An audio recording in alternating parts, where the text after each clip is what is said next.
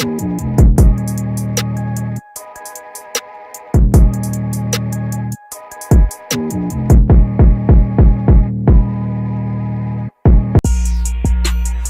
yeah, we got him. Trey, Frazier, and Maestro Styles, you know we got one. Right back like we left something. We don't duck smoke, we want all of it. So line them up, Trey sharp with the blade, you know we sizing it up. I'm quick to catch the fade, you know Styles making the cut. Cause we coming out clean every time that we showing up. It's gonna be called The Barbershop.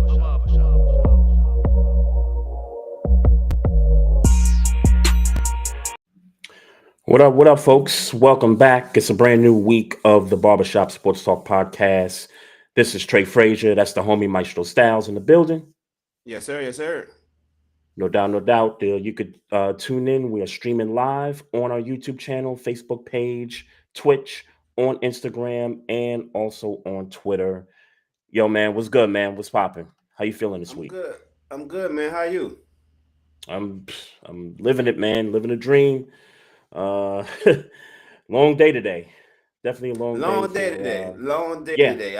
I wish I could air out all the dirty laundry to the listeners about how my day went.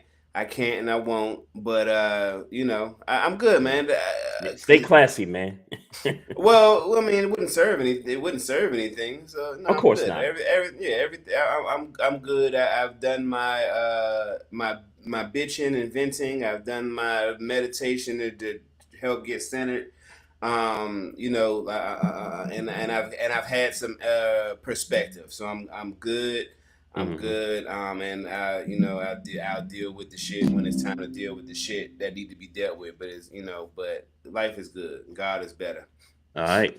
That's what's up. I love that term. Life is good, God is better. I love that. Love freestyle. that. All freestyle. No doubt. Good stuff, man. Good stuff, man.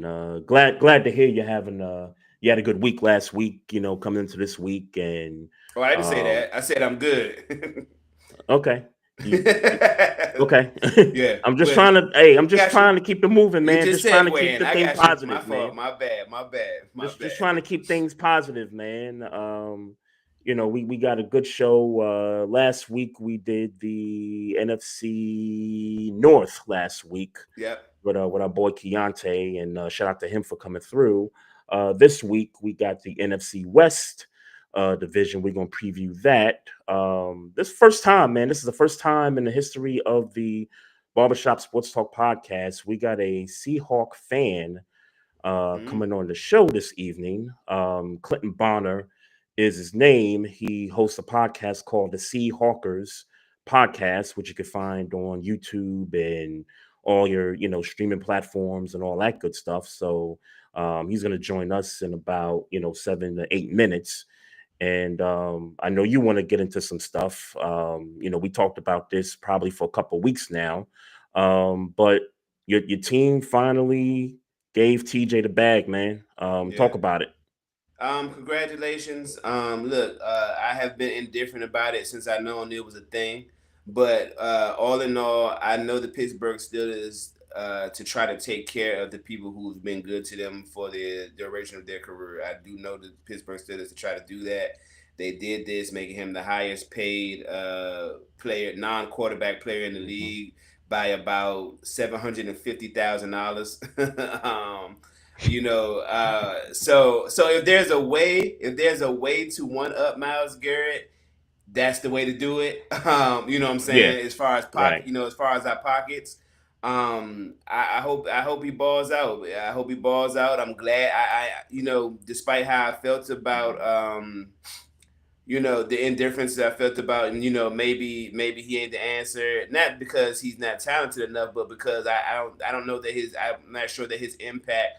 We could spend that money in other places. Is what my overall argument has been for the past months. It's been months really. We've been having this conversation. That maybe we can find that money spent somewhere else better. Not solely at pass rusher, but if we could not be as good at pass rush, but be better at offensive line, or be better at middle linebacker or defensive tackle. You know what I'm saying? If we can bring in somebody to help shore up some other things at the cost of TJ Watt, I would have at least been willing to hear that conversation out. But I'm glad that I hope that TJ Watt retires at Pittsburgh Steelers. I won't complain. You know what I'm saying, we'll find out how this whole thing pans out. But based on he's been the best defensive player in my opinion in the league for a lot of years, but certainly in Pittsburgh for his entire career. You know what I'm saying? He is the difference maker on our defense. So he deserves to get paid as such, and we'll go that way until he retires. Hopefully he retires at Pittsburgh Steelers after this contract. There was no doubt on my end, anyway, that they were just gonna let him, that they weren't gonna pay him. There was no doubt for Mm-hmm. me. I mean, that's one of your cornerstone players. And you said all the particulars. Best defensive player in the league for a number of years. Best defensive player on the team for a number of years. Miles Garrett got his bag. A few others have gotten money over the course of these past several months, and Micah Parsons will be next after this if Jerry stops fooling around. But with Which TJ he Watt. probably won't till week one. um, yeah, exactly. Mm-hmm. But I didn't really, I couldn't see them trading him anywhere. And as much as I would have liked to have seen that as a Ravens fan, I knew better. I knew Yeah. better. I mean, Yeah. this has been, I think I said this maybe a few weeks ago, this has been a off season for the Steelers like no other. Like, this is really the first off season that I could remember or ever that they've had all of these transactions, DK Metcalf, Aaron Rodgers, not paying Justin Fields, letting Russell Wilson walk. Like, I mean, they've had an eventful offseason for it to really come down to this point. And as I said before, they're going for it.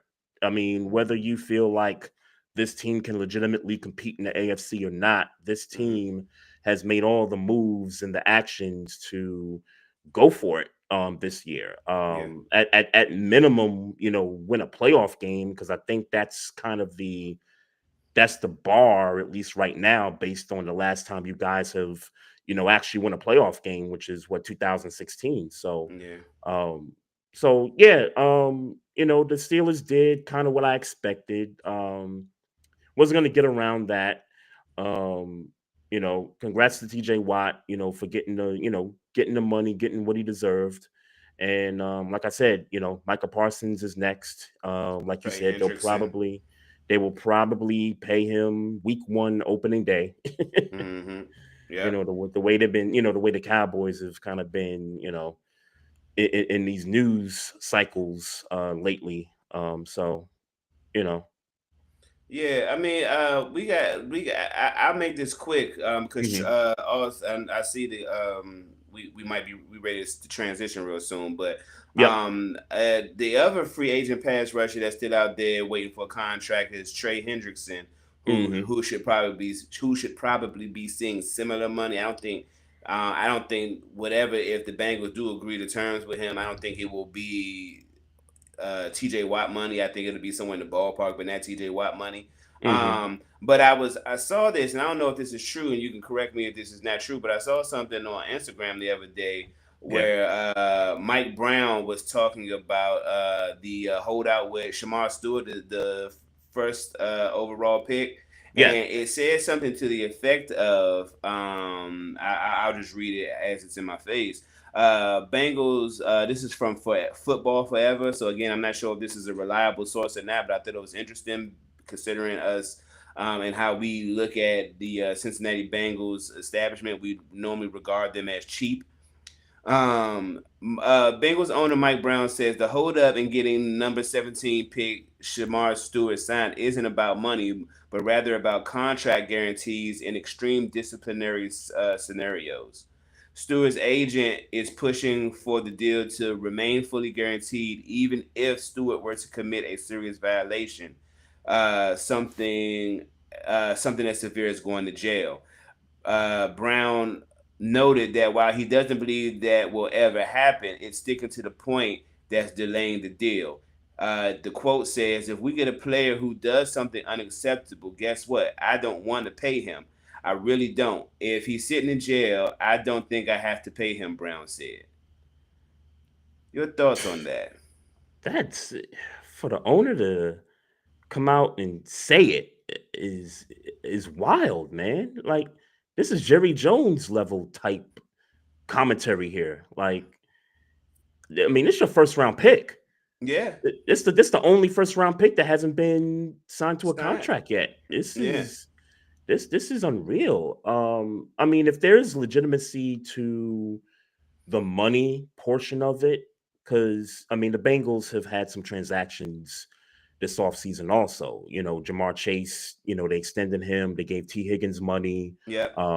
Joe Burrow was on that contract, and now, they're juggling between Trey Hendrickson and Shamar here.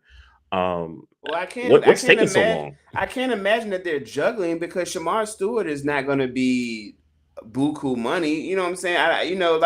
Mhm. I mean, what we talking about? I mean, at a rookie contract, what we might be talking about is what, like at best $10 million a year. Like right now, Jayden Daniels is getting 9.4 million a year. You know what I'm saying? At Right. quarterback. Right. You know what I'm And you may be saying? right. Right. And you may be right about that. I guess, do they have that given all the transactions I just talked about? I I mean, the can't Bengals are doing imagine. something, the Bengals have done something unprecedented here. You just said it. They're normally cheap when it comes to players, but they've taken care of their core, and now they're struggling with how they're going to deal with Trey Hendrickson and how they're going to deal with this rookie.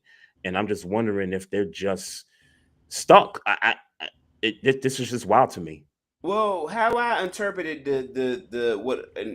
what I read was is that it's not about the money. It's Mhm. about the guaranteed money if something extreme happens. Now, I'm not familiar with Stewart's past. Does he have a checkered past, or I'm not familiar with that. But for that to be the quote unquote hang up, for the hang up to be that I don't want to have to pay him if something happens to him, Mhm. off the field. Um, that seems to be the issue. But like, what are your thoughts about players not being paid if they go to jail? Like, is that something you fuck with that? Quickly in my thoughts, and then we got to bring Yeah, Clinton in here. yeah. Well, first off, he shouldn't have. The owner shouldn't have said it. First of all, I think that's something you kind of keep to yourself.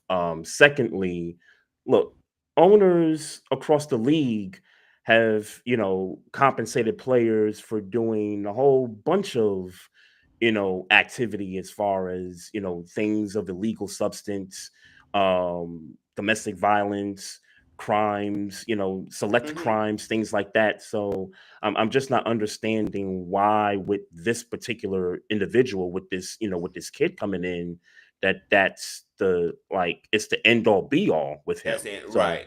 Yeah, like I don't understand it with this particular kid, but as a fan of the AFC North, as my team plays in this division, the Ravens, having this negative distraction with the Bengals is all good for me. So yep. if the Bengals want to keep bumbling this around, let them have it, man. Like I'm they I'm, I'm don't gonna need sit back. pass rushers. Yeah, like they don't need pass rushers on Yeah, the team. Yeah. right. Like like they ain't give up 40 points a game last season. Hmm.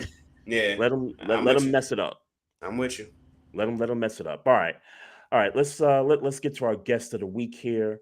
Clinton Bonner, big time Seahawks fan here, host of the Seahawkers podcast, which you can find on YouTube and all your other streaming platforms. Clinton, man, I appreciate you coming in, man. You're actually making some history on our show today. You are the first ever Seahawks fan to jump into the program. So we appreciate you jumping in, man. First off, thanks for joining us. How's everything, man? How's your week been in the summer and all that? Yeah, great, man. So Trey, thank you. And do we say Maestro or Maestro, Maestro. right? Maestro Yep. Styles. All right. Yeah. That's a Yep. Maestro. You All got right, her. cool. Go cool. No, great, doing great, man. I live in Connecticut. I'm a New Yorker. I'm a gigantic Seahawks fan, and tomorrow I'm heading down to Citi Field to go watch my Mets, a 110 game. So my summer's rolling, man. I got a daughter heading to UConn in the fall. I got a Wow, kid going to congrats. yeah, thank you. I Okay, got a congrats. kid going to high school. Just living life. So it's all good, man. And then tomorrow for the Seahawks opens training camp. They reported today, and training camp's on the way tomorrow. And there's a lot of excitement in the PNW about this team. And thank you guys for having me on to chat about it. For sure. Yeah, For no sure. doubt, no doubt. So let's start here because this is an interesting story here. Let's break the ice. Yeah, because so you were kind of like us. So I'm from New York. I was born in Queens, raised in Brooklyn. So Nice. I'm a big time Knicks, Like Yankees fan, and my homie here, Maestro, is a DC sports fan with the exception of the Commanders. So it was pretty much Caps, Wizards, Nationals when he wants to. But we root for football teams that play in other cities that we're not originally from. So for you, is an interesting one. Born in Queens, you avoided the misery of being a Jets fan and all this. And great job by you, by the way, because Thank you. that's a lot of stress taken off. But how did that come about? Like, when did your love for the Seahawks start as you was growing up? Yeah, real young, and I think the NFL is kind of special that way, right? So it just seems to be the way. Like I grew up on Long Island, but I was born in Jackson Heights, Queens, and so I'm a Mets fan because 1986, I'm an 8-year-old kid watching the Mets beat the Red Sox, and that's amazing. I'm an Islander fan because I'm out there on the island, and screw the Rangers.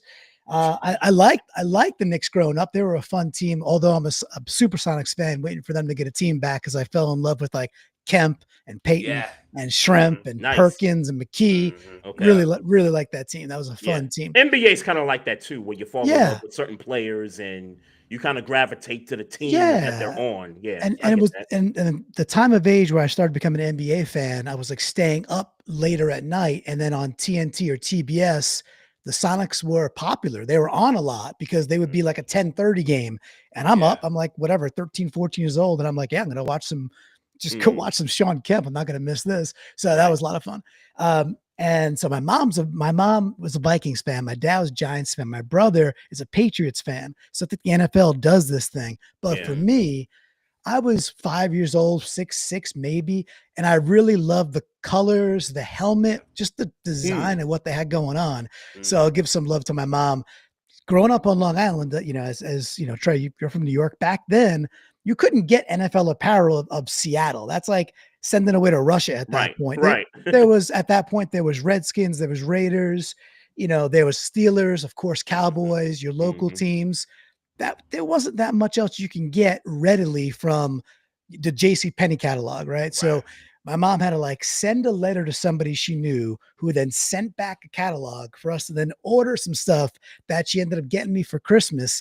I had like a Steve Largent poster and like a Rydell John L. Williams jersey, really young. And that's it. And I fell in love with that team, Kurt Warner. So I started with the design. I loved it, the colors. And then, I'm a 5-6-year-old kid from Long Island playing football with a little Huffy ball, the rubber ball, going pole to pole, street to street, pretending I'm Steve Largent. So away we go. Wow. I love what you said about the Seahawks and that particular team. While everybody was Jordan crazy for obvious reasons, I was very high back in them days on Reggie Miller and Gary Payton, and I'll never forget it in that game one in that finals in '96. And Gary Payton stole the ball in a fast break, dunked it, and then Jordan was trailing, and he got to talking trash to Jordan. He got to talking trash to Jordan, and I still have a picture of that in my phone that I'm gonna put on a shirt one day. And from that moment on, I went and got Gary Payton shoes. I went I literally just found a Gary Payton jersey online that I'm about to buy because I was like, man, Gary.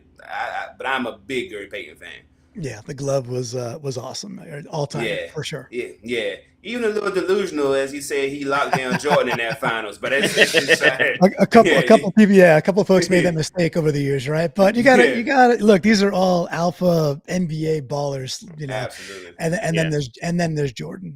He's the one of one. So Yeah, for sure. For sure. Shout out to Keontae, Pays and Plays podcast. Seahawks have some of the best throwback jerseys ever. Yeah. I agree with that 100%. And I'll be honest with you, Clinton. If they ever went back to those jerseys permanently, I would not be mad at all. Yeah. I would not be mad because these newer ones that they got right now, like it's kind of like even the Hasselback Alexander years where it was like the gray and the when the kind of like a duller blue. That like even those weren't like terrible, but once they started getting over to the like neon green stuff, and then they would have the color rush games like on the Thursday nights with the whole neon green, it's like, all right, get that out of here, man. Yeah, they experimented, right? So, but when they changed over from the Hasselback and Alexander era with the Holmgren era, they were a bit more subdued. And then when Nike got the NFL contract, they gave Seattle the first opportunity because I think proximity being up there. So they were the first team to kind of really experiment. Yeah. So, but those teams with Sherman and Earl Thomas and all that, the entire Bobby, the LOB, Cam, I thought they were really beautiful. I think the white's still nice and crisp. I love the current white. With all that, the throwbacks are gorgeous. Do you guys know what's happening week 5 with Seahawks jersey wise? So Tampa Bay at Seattle, both teams are wearing their 76s. So that's going to be something beautiful to watch for. Because they came in the league the same year, right? 76. Same year. Yep. It's at the 50th anniversary for both teams. Yeah, not for nothing. Yeah, I put that math together real quick. Yeah, there you go. That's what's up. That's cool stuff. Cool stuff. For sure. Let's get into the Seahawks, man. Let's talk about the Seahawks. How you feeling about that? And we'll sum it up. Let's sum up last season. Let's talk about the draft, and let's talk about projections going into the year. Okay. Yeah. I mean, last season, we can talk about it. I would give it a little bit of time because the team is so different. I mean, top to bottom. I mean, and this could lead us right in, but last year we could not run the ball, and that was different reasons. Number one, the biggest reason was we didn't want to run the ball. Ryan Grubb did not want to run the ball. Throwing the ball 60-something% of the time, running it 35% of the time. No short game whatsoever. Could not run block. No help for Geno Smith. People are ragging on Geno for making turnovers in the red zone. Meanwhile, our red zone offense is completely the exact opposite of like the Chiefs, like so non-inventive with players like DK and Tyler who are good to great wide receivers, but they're not great when you only have 5 yards to work with. That's not either of their games. And so, I'm trying to put a lot in one phrase there.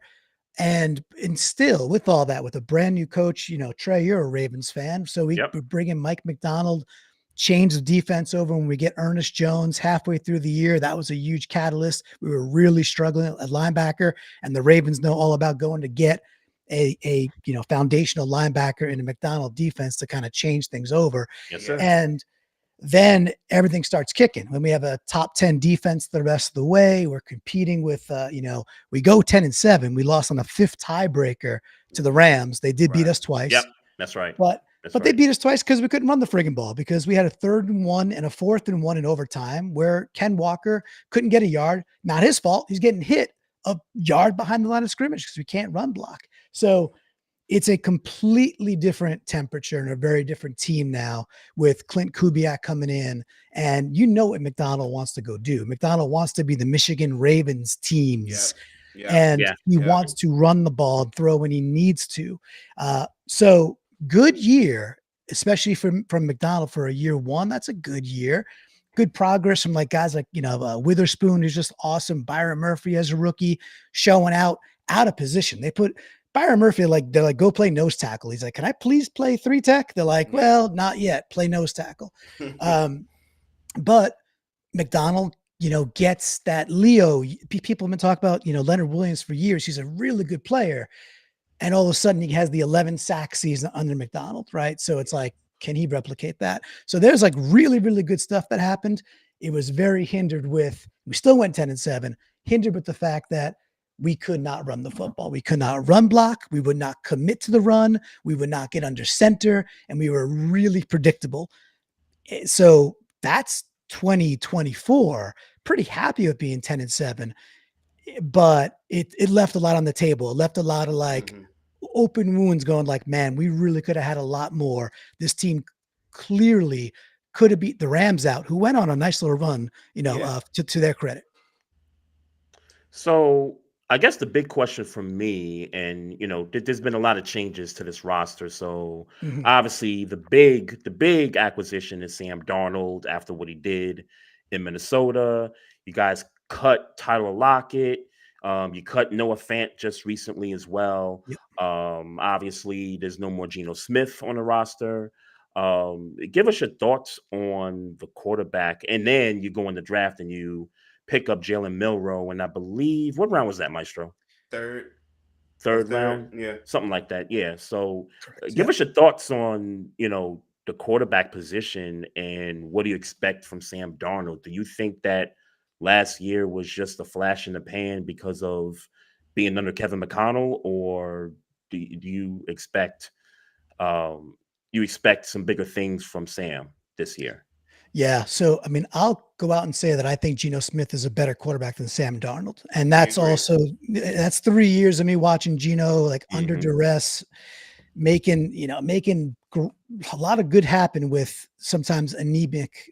We had 2 years of, what's his face? The guy washed out of Chicago too. Name escaped me. The OC. It'll come to me in a second. And then Ryan Grubb last year. Shane Waldron, sorry, as the OC 2 years ago. Okay. So, we went from 2 years of Shane Waldron and then a year of Grubb with no offensive line. So, but with that, look, I think the Seahawks GM, I think Schneider did a nice job of turning it over as quickly as he possibly could, maybe being dealt a hand he didn't want to be dealt, right? So Geno wants out. Okay, let's go get Darnold. I think the combination with you bring in Clint Kubiak. So what does that mean? It means we're going to run the ball. It means we're going to run out. It means we're going to run outside zone. It means we're going to incorporate a fullback. It means we're going to be in 12 personnel and 13 personnel a lot. And yes, we just cut Noah Fant, but we drafted Arroyo from Miami, and AJ Barner was a very good rookie last year, who's a real actual dual kind of Zach Miller style for Seahawks fans out there, tight end. And he's really good. He's actually quite good in the red zone also, one of the better red zone weapons last year. So between those things, I think it calibrates. I would have loved to have seen Geno in the Kubiak system, where we go and invest in Gray Zabel as our first round pick on offensive line, where we get back Abe Lucas as our right tackle healthy. I would have liked to see Geno get that chance. He doesn't. So, can't cry over spilt milk here. One of the wild cards, you mentioned it for me, is them getting a lottery ticket on Milroe in the third round. The story I like to tell about this is when they brought Clint Kubiak over, who's the new OC, for those that may not remember, he's with the Saints last year, doing things with like Spencer Rattler, staying in games with a broken team and still competitive. Kamara still doing Kamara things. And they bring Kubiak over, and in his first presser in Seattle, a local beat reporter, I think it was a Hawk blogger, a guy named Nemhauser, very good guy, covers the team real well. He asked me, he said, hey, digging into the numbers, why were you so good in short yardage last year? So he was asking Kubiak day one. And Kubiak, without a beat, goes, I had a special person in Taysom Hill. That's his, and then he goes, and we did these other things kind of nice too. He's like, but without even thinking about it, his reflex was, guys, I had the exact thing you want in the NFL on 3rd and 1, 3rd and 2, 4th and 2, it's very difficult to stop in the modern NFL. So what does Seattle go do? They go get Milroe, who can I think day one, go do Taysom Hill things and very likely graduate into a more, a more mature, more robust quarterback for sure. He's got all the attributes. He's got the arm. He's quite good. So very bullish on Milroe. But if he comes in and does Taysom Hill like things, which means we're extending drives. It means on 4th and 2, we're converting. It means on 3rd and 1, We don't got to rely on just, giving it to Charbonnet and hoping. And it makes the team a lot more dynamic. So between the drafts and bringing Darnold in, I think there's a sentiment of a lot of optimism sitting there. But I don't think it's rooted in just, homerism. I think it's like logically, this team can be better than last year in some very specific spots. Gotcha. I ain't gonna lie. Kubiak had us fooled those first couple of weeks with the Saints. You remember, true. Maestro? Yeah, 40 points. They beat the Cowboys, I think, week 2, and Yeah. we was like, "Oh, this team might be something." And then the Eagles went in that's there what and you kind of said. humbled. I ain't believe him. I ain't believe him. Yeah, they did get like completely broke too. Like and not to make, you got to make, it's the NFL. You got to do what you got to do. But they lost between their quarterback, they lost their center. They got real banged up real fast. They lost that speed guy. I always forget it. Shaheed, number 22. That wide receiver. And that was that. Every time I cut on red zone, he was running for a bomb them first 2 weeks. So they definitely had some losses. I want to ask you about what your thoughts are on DK Metcalf's departure. So here's my take on DK. I think DK is a very good NFL wide receiver. And after he put in a lot, the dude has been an absolute warrior for Seattle, came into the NFL with a lot of question marks, certainly not his speed or his size, but remember, he came in with a bad neck injury. That's why he fell. And I think he gave Seattle a ton of value for where we drafted him, 6 years ago. Right. So I think I think he left it all out there for Seattle, and dude was, no one's going to be like, oh, DK doesn't care. DK cares deeply. Where DK's flaws are in his game, to me, are a guy of his size and stature should be able to, his contested catch stats should be better. Should be stronger. I agree with that. He should be a little bit better in the red zone. He should be able to just catch the fade balls in the end zone. And it would materialize, but not often enough. And that's kind of where I think his legacy in Seattle, I don't say unfortunately, it's just that's where it leaves off, is like, hey, a very good player. And when he's your guy, you love having him on your team. Other people could hate him, and that's cool. You get behind that. And I wish him the best. Obviously, the dude's an all-world athlete. I mean, look at the dude. He's carved out of marble. With that, from a wide receiver perspective, there were just certain things where it was good and yet not elite in the NFL. And I say all these things to say he gets $30 million. That's elite wide receiver money. Do you want to build your team with a good $30 million receiver? I don't think that's the way to build a winning franchise in today's NFL. Well, that's a humbling thing. That's a humbling thing to hear as a Pittsburgh Steelers fan. But you're telling the truth in the sense that he just kind of disappears. He's too big to not be considered an elite wide receiver. When you're talking about elite wide receivers, and 6 years, and his name just doesn't come up. It just doesn't come up. And to be honest with you, that is my personal fear with DK Metcalf coming into Pittsburgh. But we paid him, so there you go. Yeah, I'll some love and hope for the Steelers fans out there that I will share is, in some of the biggest games, he was huge. So when we beat the Eagles a couple of years ago in the playoffs, I think that's his rookie year. Yeah. DK Metcalf was the best player on the field. It wasn't close.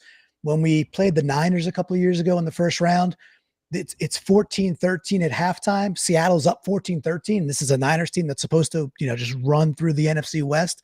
And they did. It was DK Metcalf was the reason him and Geno were like on fire the first half. So he has had big games and big moments.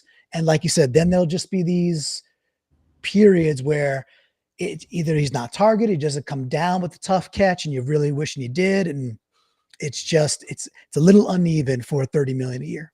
I agree. I agree. He's had some fumble, he's had some weird fumbles over the course of his Seattle career also. But his rundown of Buda Baker Classic. After the interception. That was dope. I mean, that's the heart, right? So I mean, I'm always gonna love. I love DK Metcalf. I mean, I have a lot of respect for him as a Seahawk, and that alone, right there, Trey. It's like that's gonna be played forever. There's a couple of plays in Seahawks history, and obviously Beastquake is one of them. And there's a Steve Largent hit after an interception. That's one of them, and that DK chasing Buddha down that's a top 5 play in, I think, Seahawks history that will always be there. Can't take that away. Yeah, for sure. So the rest of this division, the NFC West. So let's talk about it. How does the Seahawks fare with the rest of the division? We know the Rams are the defending division champions. We know the 49ers had a down year last year with some injuries, and they've had to retool some of their stuff. The Cardinals, they started off pretty good last year. I think they were 6-4 at one point, and then it kind of just fizzled toward the end there. Where do you guys stack at, with the rest of this division? Because this division, I think, only one team's going to come out to make the playoffs, whoever wins this division. It's quite likely that you're right. There's more and more talent kind of growing in the NFC, especially like you get this quarterback infusion, right? So you get teams like Atlanta with Penix and JJ with the Vikings. Like, all right, you got 2 young, and then I didn't mention freaking Daniels with Washington, right? Mm-hmm. Yeah. So you got these teams with what we think are going to be elite quarterbacks, which a couple of them have shown it already, and a couple are like, I think they could do it. So those elite quarterbacks, they just start gobbling up playoff spots. That's just how the NFL works. Yeah. So you're probably right, because you go down the line and say, okay, Purdy, good, system good, probably just a good NFL quarterback. Is he great or elite? I don't think so. Yeah. Stafford can pitch elite. Halfway through, he had 20 touchdowns last year. Halfway through the year, the Rams looked dead. Yeah. The last quarter of the year with the Buffalo game and then the run they went on, they almost took the Eagles out in the NFC Championship. So so they turned it on, and Stafford can be elite. Yeah. And he still has elite top. And they can run the ball. Yeah, and they will run the ball, right? They can run the ball. They commit to run the ball, and I think they have some great talent on that offense with the Rams. And we could talk more about them, but just talking about the cap of the teams are probably drawn to the quarterbacks. And then Murray, I think Murray gives the Cardinals a bit of a ceiling that he's probably somewhere in the 15th to 20th best quarterback in the league. And I think we've seen enough years where I don't see a year where he's going to be top 7 all of a sudden or top 5 all of a sudden. So from the quarterback arena, I think you're right, Maestro, that it's like, there's probably only one team coming out of this division. It's probably the winner. So that is super competitive and some, Thunderdome type stuff. I think Seattle competes very well with any of these teams. To get a bit more granular, where would you guys like to start? I'll pause there and say, what team would you like to examine with a little more depth? What are your chances, the Seahawks, in beating the Los Angeles Rams, who are my prediction to win a division again this year? And then my prediction also. For me, it's the Rams right now. I get it. I understand that. I understand that. And by the way, I'm a Seahawks fan.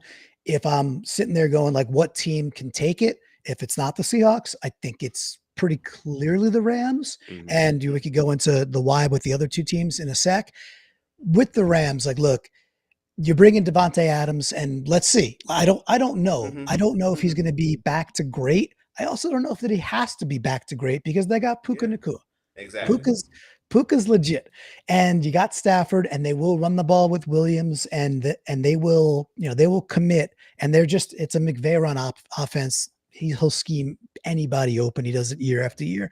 Yeah. But that's not even the most impressive side of the ball. Their defensive line now, when you look down and go, you got to face Verse, Fisk, Poona Ford, who they got for nothing from the Chargers. I can't believe he signed for that amount of money.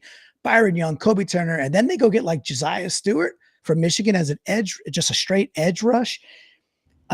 It's a little bit of nightmare fuel. That's a tough thing. So can a younger Seahawks O-line hold up against that team who sacked who sacked our now quarterback, Sam Darnold, 9 times when they played them in the playoffs. Yeah. That's a scary proposition, guys. And I can't take that away. They've earned it. They burnt all their picks. They got their chip. They had no draft picks. Yeah. And they still put out a defensive line like that. And it's like, what can I do besides tip the cap? I think there are some flaws. I don't think they're a great team. I think we saw that last year. Yeah. But I do think that they're going to be the competition in the NFC West by a long shot. Absolutely. Yeah, and I forgot I failed to mention Cooper Kupp has been an acquisition of the Seahawks as well, and I know Cooper Kupp has had some injuries. He's a little older, but I think that's a good signing for you guys, just in terms of what he can bring on the veteran side of things. Leadership, being a third down machine. I think he can bring those things. Yeah, for sure, for sure, he can bring all those things. And it's a great point, Trey, and what he likes to do, or what he's very good at still at this age, is what Clint Kubiak likes to do. They like to run a lot of the formations that are super, there's a lot of stuff happening at the line, and there's pre and post snap motions, and then you're bringing your wide receivers in who have got to be good blockers in the Kubiak scheme also to run an outside zone effectively. This is what Kupp's good at. And then when you get in the red zone, he still gets open. Yeah. As much as I was talking about DK and Tyler Lockett are not great in they call it the red zone. Then what's the next one that they now say, the 10-yard line and in? Whatever the green, whatever they call that. Cooper Kupp to me is more effective there than DK is going to be. He's just a different type of dude. So I do agree with that. Now on the other side, the Rams go and get Devontae Adams. I don't think they're going to miss a beat. So it's right. So it might even be better. We'll see, but it depends on his health. Seattle did a nice job in the draft. They got Torrey Horton from CSU late, who many people feel could step up year one. But then it's like okay, we know about JSN. We know JSN is good and can maybe pitch to great. In the games where DK was not available, JSN was 14 targets, 11 catches, couple times over for 120 yards. So I think he could be a true Amon-Ra volume style guy in a Kubiak style offense. And then it's like MVS. Can MVS step up and just be the field stretcher that you really need in what Kubiak's trying to do? I mean, maybe, but do I want to rest the entire Seahawks hopes on MVS? Not really, right? Yeah. If I'm being honest. Yeah. But it's a cheap option. It's the kind of cheap.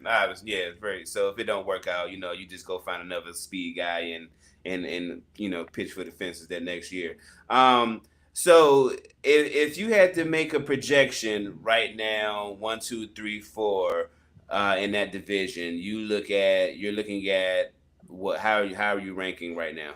Yeah, there's no way I'm not taking the Seahawks. Go ahead. Go ahead, man. Go ahead. I think Seahawks get to now. By the way, the entire division is going to benefit. The schedules are not that hard. I know it changes every year, and teams that don't look good last year or don't even look good beginning of the year are going to end up either being a playoff team or a spoiler that's sniffing 8 or 9 wins. That's just the end. And if I remember your schedule correctly, you're playing both the AFC South and the NFC South, correct? Right. Yes. Okay. That's correct. Okay. And then we caught some breaks too, where we were the 2 last year, and then some other divisions who were the 2 maybe took a step back.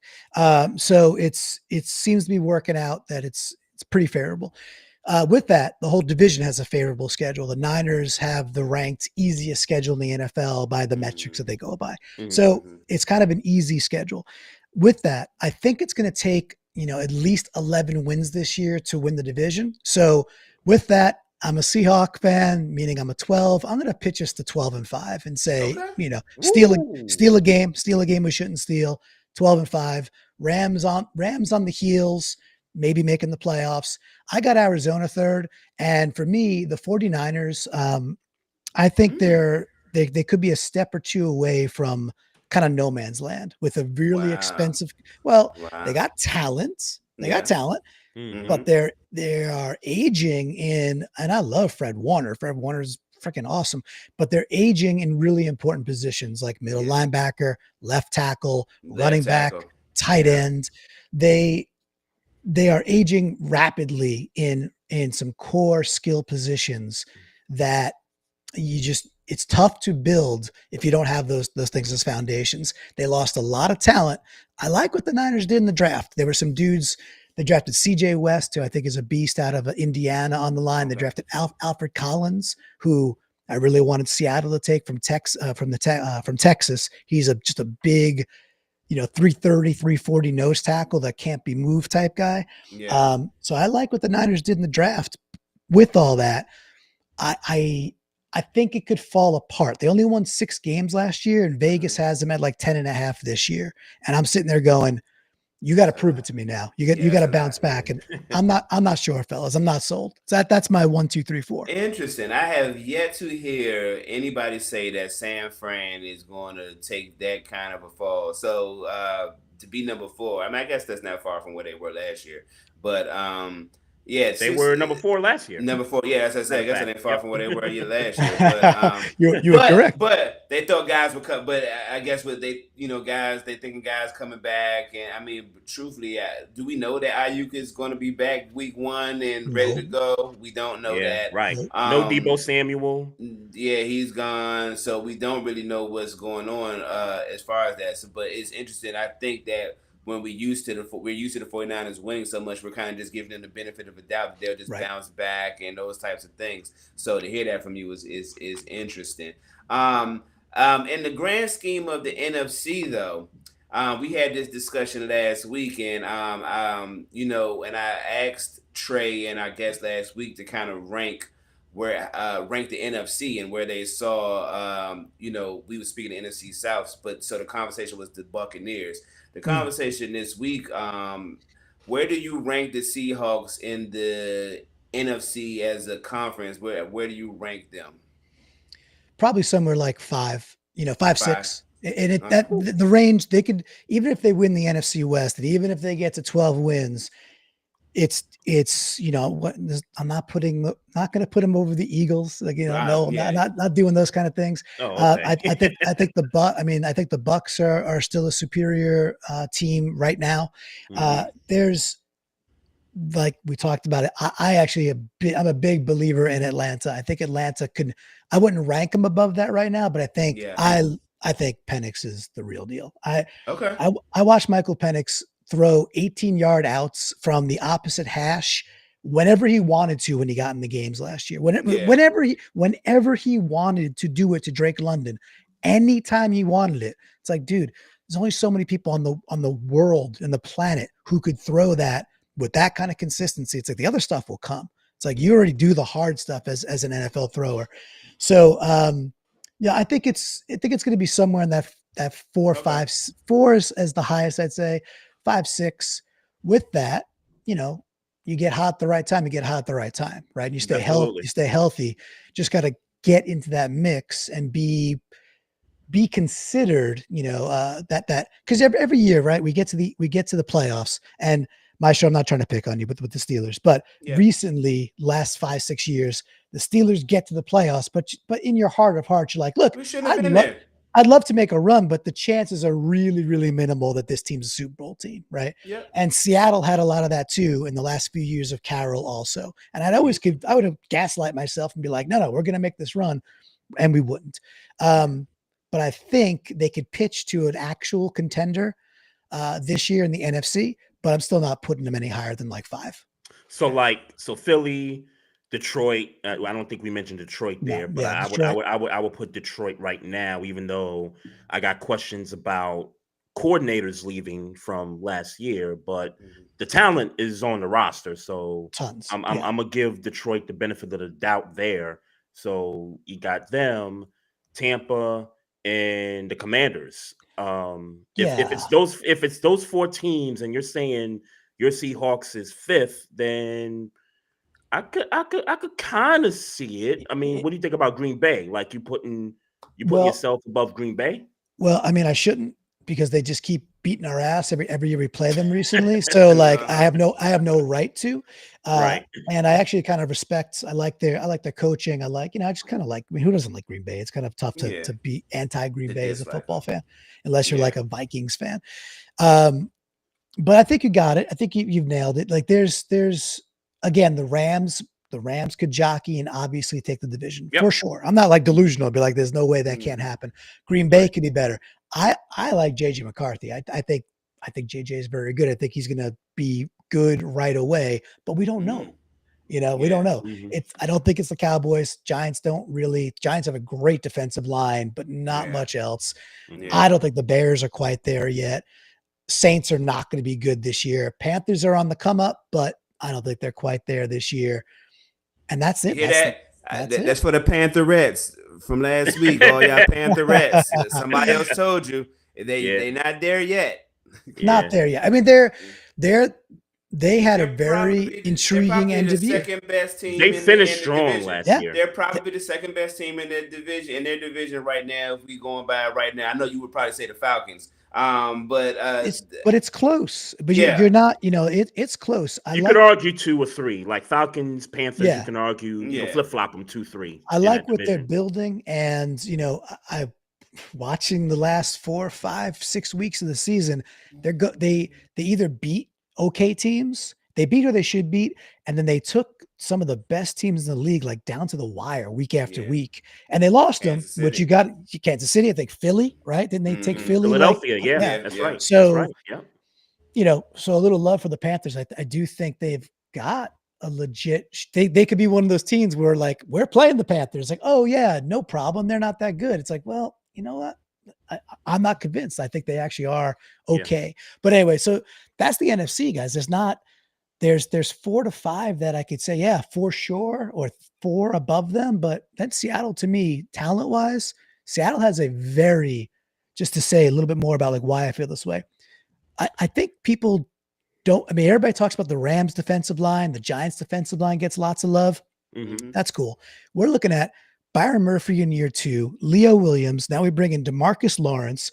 We got Boye Mafe and Derek Hall on the edges. We'll see if Nwosu gets back to healthy or not. And you got Jaron Reed still there. This is a very good defensive line. It causes a lot of problems. And then we have, we got Julian Love, Devin Witherspoon, Kobe Bryant. It's a good DB room, and it's a good enough linebacker core for the modern NFL. And Ernest Jones is a good linebacker. It's a pretty good defense, guys. Yeah. And Shaq Griffin kind of in the mix there a little comes bit. back. Yep, he's back. So it's an exciting defense. And Mike McDonald he's good. He's a really good defensive coach. So I ain't gonna lie, Clint. Because and I guess I got to stick to this because Maestro, you remember we had Sonia on here. She's the Panthers fan, by the way. Yeah. And we were going through the Panthers schedule, and week 16 is Panthers Seahawks, I think in Charlotte, if I remember correctly. Yeah. And we were doing win-loss, and I said, you know what? I'm not even sure the Seahawks will even be in contention at that point. They might be eliminated by that point. You reminded me, we did argue about this. Yes, we did. So and it's on wax. So now I got to stick to it now. So I got to stick to it. I'm not sure. I don't know. I feel like it feels like because it's a lot of new parts, and I get the defense is good. That defensive line you talked about. It's a lot of new parts at important positions, the quarterback, the wide receiver. I mean, Tyler Lockett was such a third down machine for you guys, for all these years. I just don't know in a year that could be replaced or duplicated just like that off the break. So I'm thinking this is a year where the Seahawks just kind of learn, about themselves and their teammates, and then maybe the following year is where they really start to take off in that, playoff contention thing. Yeah. So Trey, I think that's wildly within the realm of possibilities, right? Like I'm a Homer Seahawks fan. I'm coming on here saying we're winning 12 games. Now I know this team and I know the division and I have my reasons and you have your reasons. And I can't sit there and be, what you just said is it's a brand new quarterback with a brand new OC with basically, a brand new wide receiver core where the two best wide receivers for the last 6 years with DK and Lockett are off the team, so I can't, if I'm arguing against that, then I'm just being, an illogical homer. Yeah. It's just for the sake of it. So I think that's where it could dial to. But it all comes down to, can we pass protect? If we pass protect as lousily as we did for Geno, for Sam, we're going to win 6 or 7 games.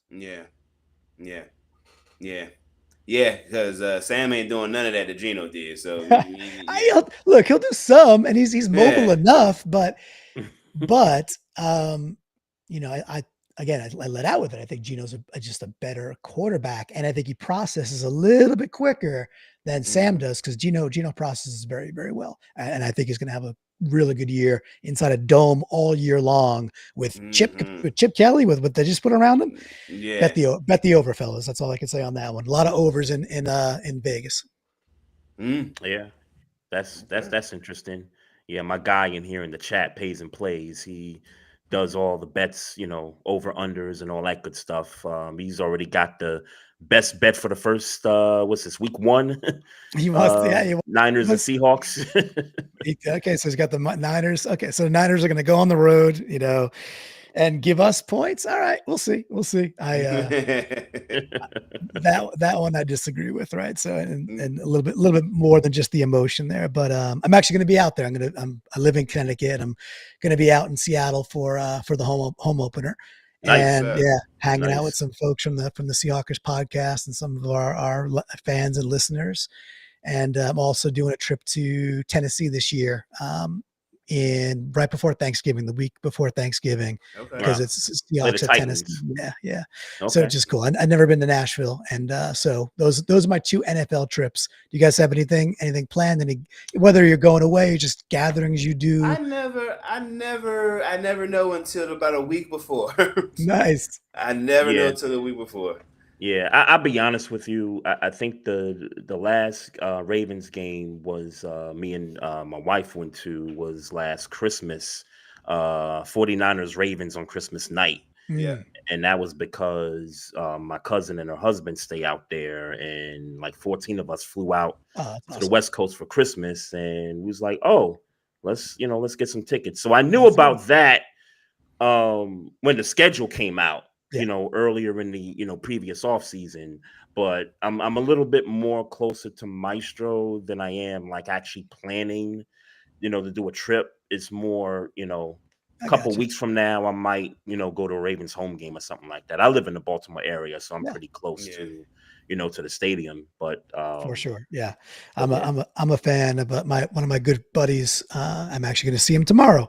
His name's Johnny Parmesan, and he lives in Florida now, but he went to Towson, and he was one of my best buds. So I would just go around. Towson. Yeah, Towson, UMBC. We go to Fells Point, of course, and everything else down there. So I've had a lot of fun down in Baltimore. I think it's a good city for sure. Yeah, sure. Absolutely. Go ahead. I got one more thing. Just off the freestyle. You've been a Seahawks fan for a long time. Top 5 Seattle Seahawks. Okay. No order. You don't have to be in order. Yeah, I mean, look, the first person who jumped to my mind is Marshawn Lynch. I have to. He's got to be in my top 5. No doubt. Has to be. I have to put Steve Largent up there. So Largent's got to be up there. It's very difficult to leave Cortez Kennedy off of any Seahawks top 5. I mean, they went 2-14. He won Defensive Player of the Year. Yes. Just to show you like how dominant he was. Oh boy. Then you get this is like, who do you pick from the LOB? I'll pick my favorite. Earl Thomas to me is. It's hard to say not Sherman or not Cam Chancellor. Yeah. I was gonna say Cam. I love Cam. Hard-hitting Cam. I love Cam. I don't think we win. I don't think we win without any of them. But to me, Earl Thomas he's the dude who's going to be. Sherman's going to be in the Hall of Fame too, but Earl will be in the Hall of Fame quite soon. Yeah. That's 4. And if I'm being for me not to say Russell Wilson, this is not like, I got to say Russ, he's the quarterback. I freaking love 10 years of him being a damn good quarterback Yeah. and completely changing things around. And Russ was the man. So I'll put Russ as my 5. I know there's a lot out there with Easley and others and other, other Hall of Famers that I left off there. And one more I have to say is Walter Jones, because he's not going to get. I'm thinking about Walter Jones. He's not going to get the love as an offensive lineman. And with that, he might be the best left tackle that maybe ever played. So I got to give at least an honorable mention to Walter, because Big Walt is that team, that 05 Seahawks with Jones and Hutchinson and then Sean Alexander. Hell of a line. Crazy good team. So that was a lot of fun. That's my 5.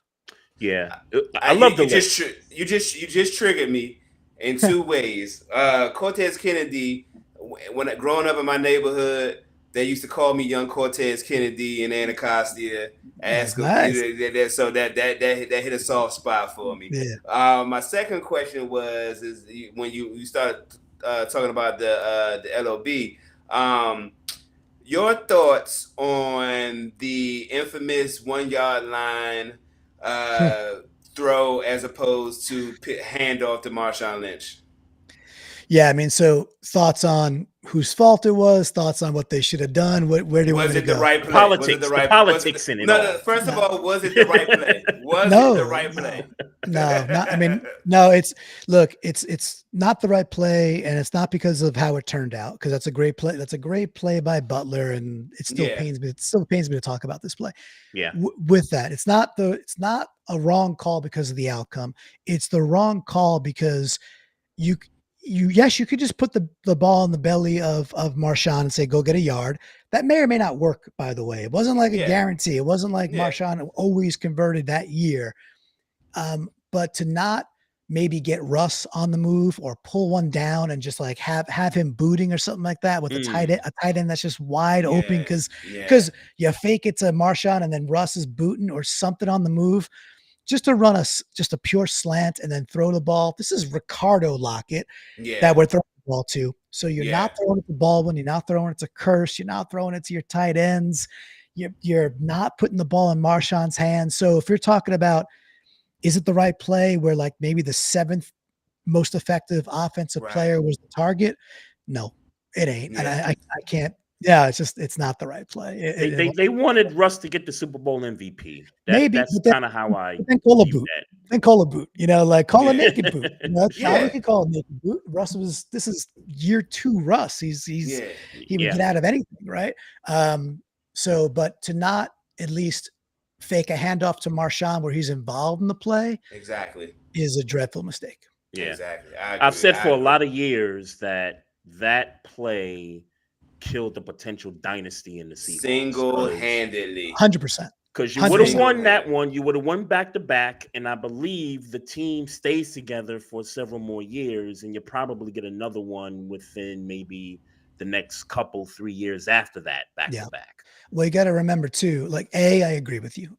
B, then we kind of have an overreaction trade where we trade our center, we trade Unger and a pick, and we go get Jimmy Graham because we got to get better in the red zone, right? To maybe course correct for something. And it really starts to, and Jimmy Graham was a good Seahawk. It wasn't like his fault. He was still effective. He had like 10 touchdowns one year, 8 touchdowns. He tore his patella one year and still made it back. So I have no hate for Jimmy Graham, but you traded a Pro Bowl center. And by the way, as Seahawks fans, we have never had a center even come close to Max Unger, who went on to have a lot of good years with those Saints teams, a lot of good years.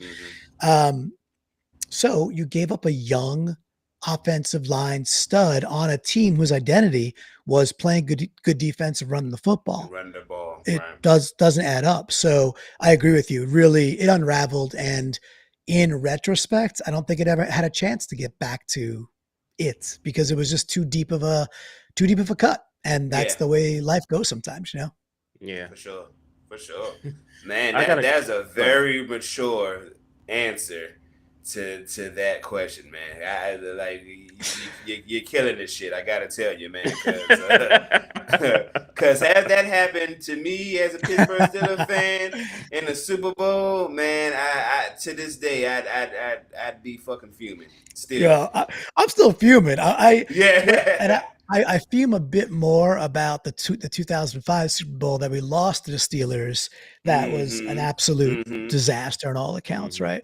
Yeah. And that's one where people want to blame the refs, and the refs were terrible. They were. What was the one? What but- was the one play? The push off on Stevens? Was that the one? Well, that there they- was the push off on Darrell Jackson. There was a hold on an Right. Alexander touchdown.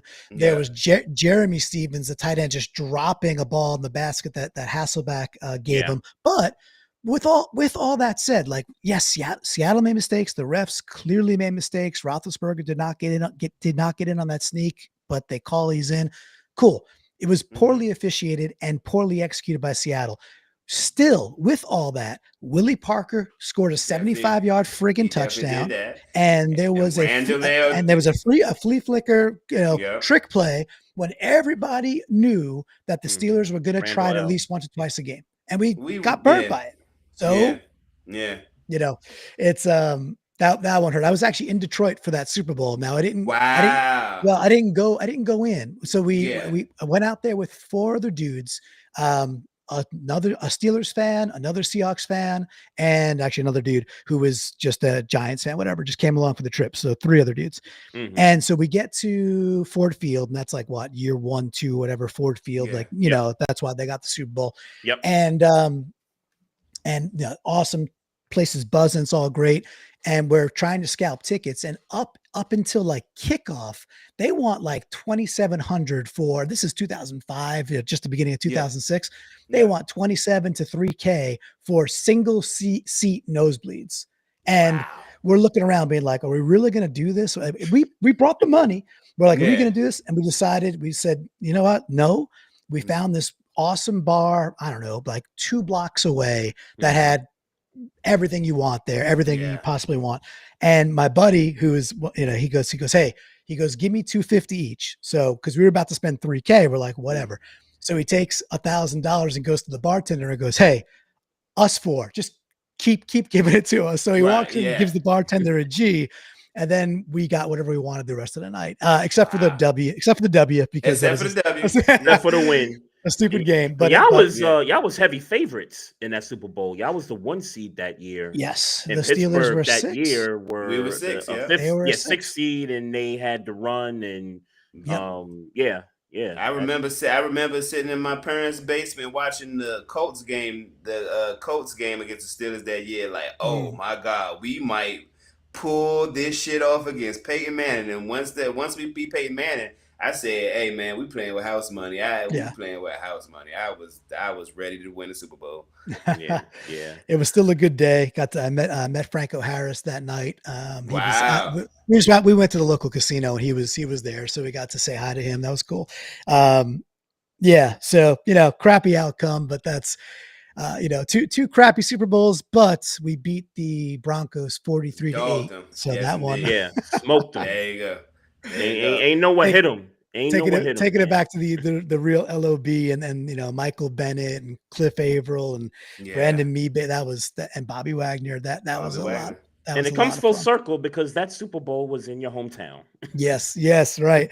That was here. That was at the Meadowlands. So we affectionately call the Meadowlands. We call it Lumen East Rutherford because that's Seattle's home. Whether we're playing the Jets, the Giants, or in a Super Bowl, we do not lose in East Rutherford. So it's kind of always a good time there. Nice.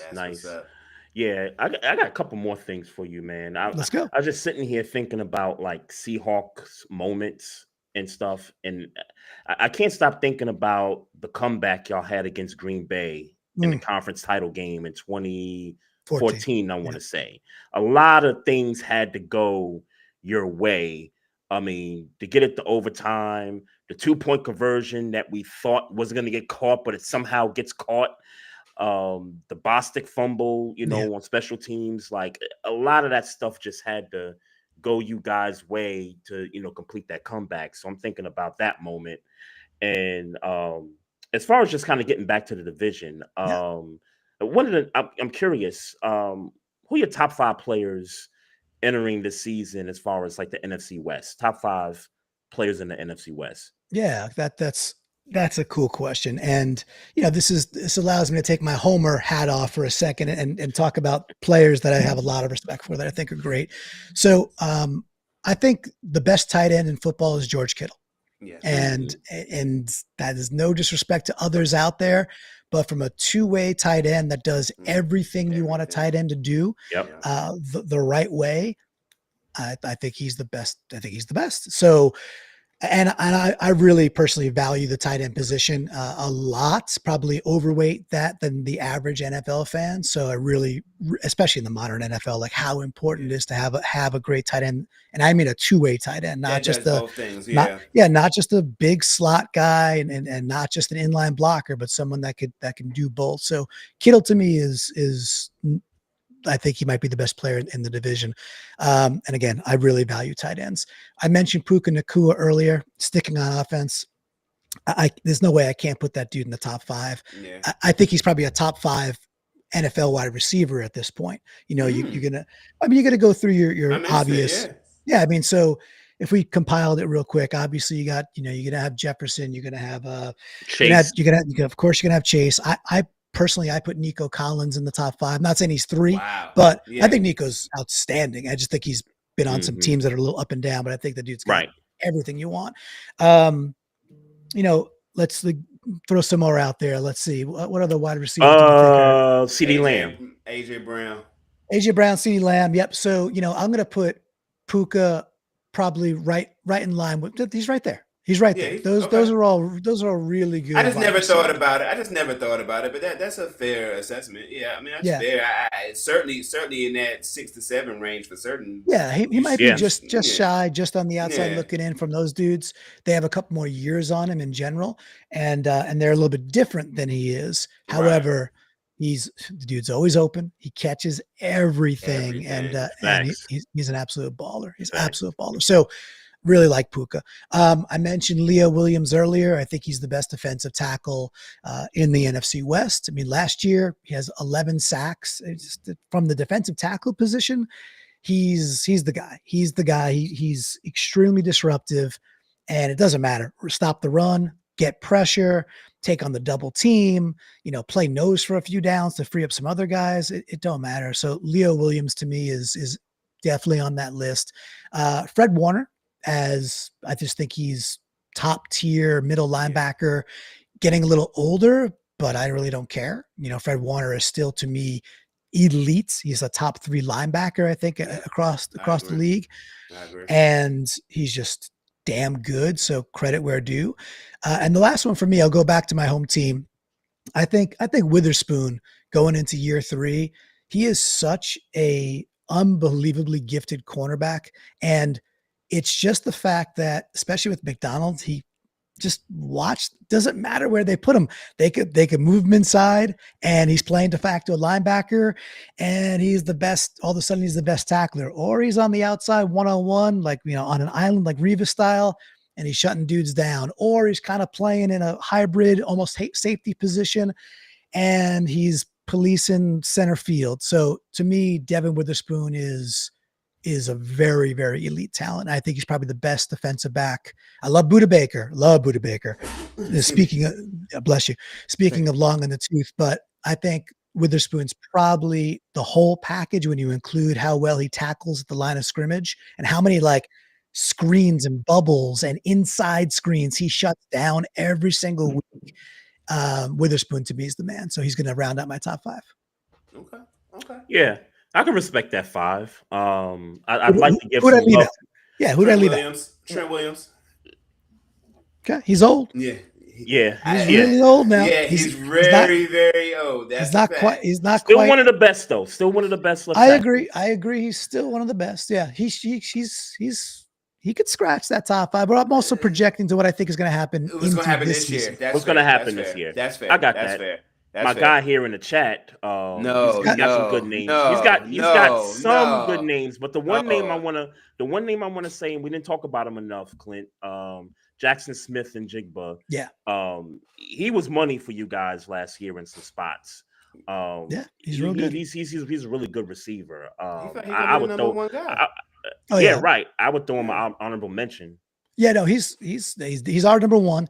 And with that, if I'm going to take a wide receiver from the division, I'm going to put Puka above him because he's done it now. For sure. He's done it for 2+ years now at an elite level.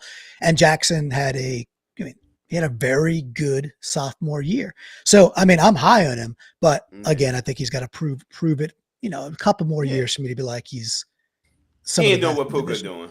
He ain't doing not yet. I think he can get there. Or like I said earlier, look, I gave him a comp of Amon-Ra St. Brown. So if he's that kind of player and we're running more of that kind of system where we're running digs and we're accessing and using the middle of the field a lot more because of what Kubiak does, and it's reminiscent of what the Lions did very well and how Goff could push it downfield over the middle, then I think JSN could be really, really mature into a, let's say like 110 reception guy. If he does that, then we're talking he's probably top 5.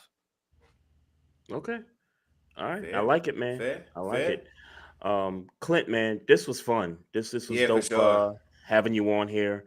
And we look forward to more of what you got coming up. But let the good folks out there know where they can find you at on social media and some of the things that you got coming up with your podcast. Yeah, sure. So it's the Seahawkers podcast. So out on Twitter at Seahawkers podcast or Seahawkers pod, youtube.com/Seahawkers podcast. That's the best way to find us. And during the season, so like right now it's a bit of the soft spot, but I'm actually going to be recording at 9:00 with another member of the team, and we're going to do like a little bit of a camp preview tomorrow. Go over the Noah Fant news.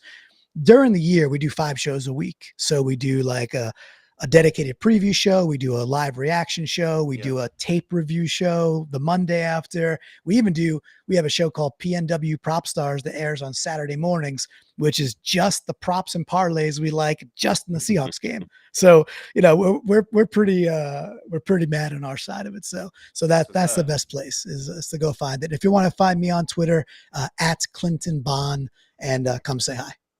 That's what's up, man. We appreciate you, man. Thank you, Maestro. Thank you, Trey. It was a lot of fun. Yeah, yes, no indeed. doubt. Yes, no sir. doubt. Yes, sir. And all right, boys. We'll catch you out there. All right. Yes, sir. Appreciate y'all. All right. Indeed. Appreciate it. See ya.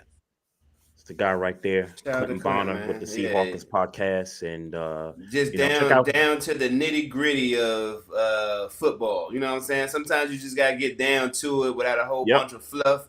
Let's just talk football. Shout out to Clint. We got into straight football talk. We ain't had to do no whole bunch of fluff. Yeah, like for sure. Shout out to Clint. Yeah, follow his stuff. He's really got some good stuff, and they play the Steelers this year, right? Yeah, the Seahawks, right? Okay, Mm-hmm. All right. Well, there's an opportunity if I don't know how those guys invite guests from opposing teams, but that would be a good collabo on your part. Well, it's not that deep, but it's something that I saw on yesterday, and I'm not sure, but it disgusted me. So, Travis Hunter's wife has been on social media, going through whatever, talking about whatever she's talking about. Yeah. And I don't know what she's talking about. I don't really care what she's talking about. What I saw that disgusted me was there are people doing bets of pools of how long Travis Hunter is going to stay married. Oh yeah, that's disgusting. That is crazy, though. That's disgusting, yo. That is crazy, and I just wanted to say to the people who I seen doing this Stadium Live app, bro, that is nasty work, my guy. And look, say what you want about how you feel about their relationship and all the things that that follow that are public about reactions and all those things, all these moments that they've had on the camera or on social media. At the end of the day, we don't really know what happened, and it ain't none of our business to sit here and do pools on people's relationships, on a sports betting app to have their personal relationship pool. It's nasty work, bro. And I wish that this app and apps like it would defer from this type of behavior, because it's nasty work, bro. I don't know that girl, I don't know that dude, but that's nasty work, and they don't deserve that shit, man. And honestly, before that video came out, their relationship was sort of quiet. Yeah, I don't. You know what Yeah, I I don't mean? know. Yeah, Like, I mean, but that's why I have to assume that's why mhm. though people started talking about that. Like I said, I don't know what the video consisted of. I didn't watch it. I didn't Me care. neither. I didn't watch the But content from it. whatever she said, I would assume prompted them to post these things and introduce these bets. Look, I mean, I get it. We all playing a money game, and we all want to, engage an audience in order to make revenue. But sometimes, ladies and gentlemen, we have to have these things called morals and ethics, and I just totally disagree with that sentiment. Because he's an NFL player that you feel like you could put a public pool or bet on their relationship. Yeah. Yeah, that sucks, man. I Yeah. wish them well. I wish their relationship to go as far as, it can take them. Marriages are supposed to last forever. So to death to do you part. That's what you. That's those are the vows. So we hope that their marriage is prosperous, Yep. forever, because that's what you said. And if you meant it when you said it, then that's what you should be aiming for. So we wish nothing but peace and prosperity and all positive things towards their marriage, because as somebody who has been married and divorced, it ain't easy. So we want to wish positive things on that, and I'm sure you would echo the sentiment. Being married, you've been married for shit, man. You've been married for a brick now. Now I'm saying thinking about 12 it. years, man. Yeah. Next in September, 12 years, sir. Yeah. Oh, it was So September. You're right. I was going to say August, but yeah, you're right. You would know your wedding date, but yeah, but nah, man. But shout out to them, and we rooting for your marriage. And I hope that nobody is sitting there, which I'm sure it ain't the case. But I wish that nobody Yep. would be betting on people's marriages lasting. Yeah, nah, for sure, for sure. Shout out to Kendrick Lamar, not the real Kendrick Lamar in Yeah, the YouTube live chat, but obviously a shout out to you. Seahawks fan. Appreciate you joining us in the chat on this great episode. Stephen A said some stupid shit yesterday. Oh, Um, I okay. I I want to get into this because and shout out to the Twitterverse or the Xverse, however you want to label it. My tweet from yesterday just got um a bunch of traction, surprisingly, but so my situation. I'm home Hmm. on a lengthy vacation, and I just happen to have First Take on, and they're talking about the situation with the Commanders and the stadium situation. Well, not so much the stadium situation, but there's been some dialogue about this name change going back to the Redskins. Basically, And Donald Trump said that he ain't trying to let y'all come back to RFK if y'all don't change the name back to the Redskins. right, which by the way, I don't believe he has the power to do that. um We won't go down that rabbit hole because I don't know what. Yeah, no, Yeah, I'm not gonna go into we won't. details of why I think why. I just think that you know there's bigger fish to fry, Mm-hmm. and for you as the president to be focused on a name change, that there's more to your Well, involvement than you actually caring about the NFL. I'll just leave it at that. yeah, He I don't he doesn't care about the NFL. He and cares about dodging other things that that have nothing to do with football. clearly But he's interested in frying smaller fish. sure. And of course he had the same opinion about the Cleveland Guardians, who used Yeah, to be the Indians, yeah, and that team came out and said we're not entertaining this. Our name is the Guardians. Let's just move on. yeah. So props to the Cleveland baseball team for doing that. And I think it sucks for the Commanders, and the fans, because this was a great, year last year, Yeah, for the team, rookie quarterback, NFC title game, the moves they've made this off season, the way they've kind of, re-galvanize the fan base and the team. And look, if I'm a player, and I know the Terry McLaurin thing still kind of hangs out there, which I think they're going to address that, and I think they're going to, we agree put closure on that. Write that shit. Yeah, we agree. Yeah, they will write that for sure. But he did not report the training camp. Just side note. Okay, yep, I did see that too. If I'm a player, man, I am not trying to answer questions about what the president, how the president feels about the name change. Like, I just, it's a distraction to me. Like, if I'm in that building and I'm starting training camp and I got to meet with the media, and what the questions are going to be about. It's, what do you think about the president said this about the name change? Or what do you think about the stadium deal? And, and all this stuff. And it's like, y'all, we had a great year last year. We are not trying to, go back to the Snyder years, like, because this would certainly be apropos of a Dan Snyder type of an offseason to be having questions about things that have nothing to do with football. But to get to my real beef here, so Stephen A gets on, and they're having this topic, involving the president. And one of the things he said was, he says that he had an idea for the state of Maryland, and just for clarity and for some of the audience out there, the state of Maryland does have ownership to two NFL stadiums, Northwest Stadium in Landover, which is the home of the Commanders, and M&T Bank Stadium, which is in the city of Baltimore. Right. We you from here your whole life. I've been here 20 plus years. I know the dynamics. You and I know the dynamics of both cities. The differences between the two cities culturally, and just, fan base wise, as far as teams concerned, two different markets, two different sets of news channels, local news and things like that. It's not the same market, even though people like to put it that way.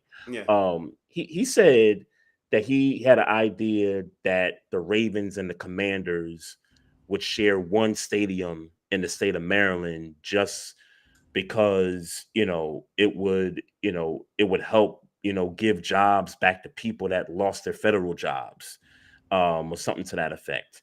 And I said to myself, that has to be the dumbest statement ever. I mean, for a guy that claims that he's got people in, he's got family in DC, like, bro, you ain't been here long enough to understand the dynamics here. Like, first of all,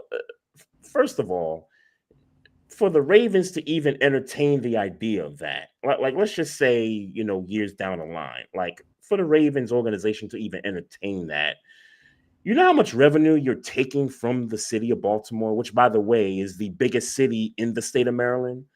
Like, and the economy in Baltimore is already, at odds in terms of challenges and things like that. Like, how much revenue the city would lose because of that. So that's one. Number two, both fan bases would never go for that. If you know the history of this area, Baltimore lost the football team years ago. They almost lost the baseball team. The Bullets went from Baltimore to DC. Like, there's just certain dynamics that I don't think Stephen A took in consideration when making that particular statement. I don't know if he was just putting that out there just for, I don't know, political purposes, which he probably was, because there's people still kind of questioning if this dude desires to even run for office. Like, there's been that dialogue with Stephen A.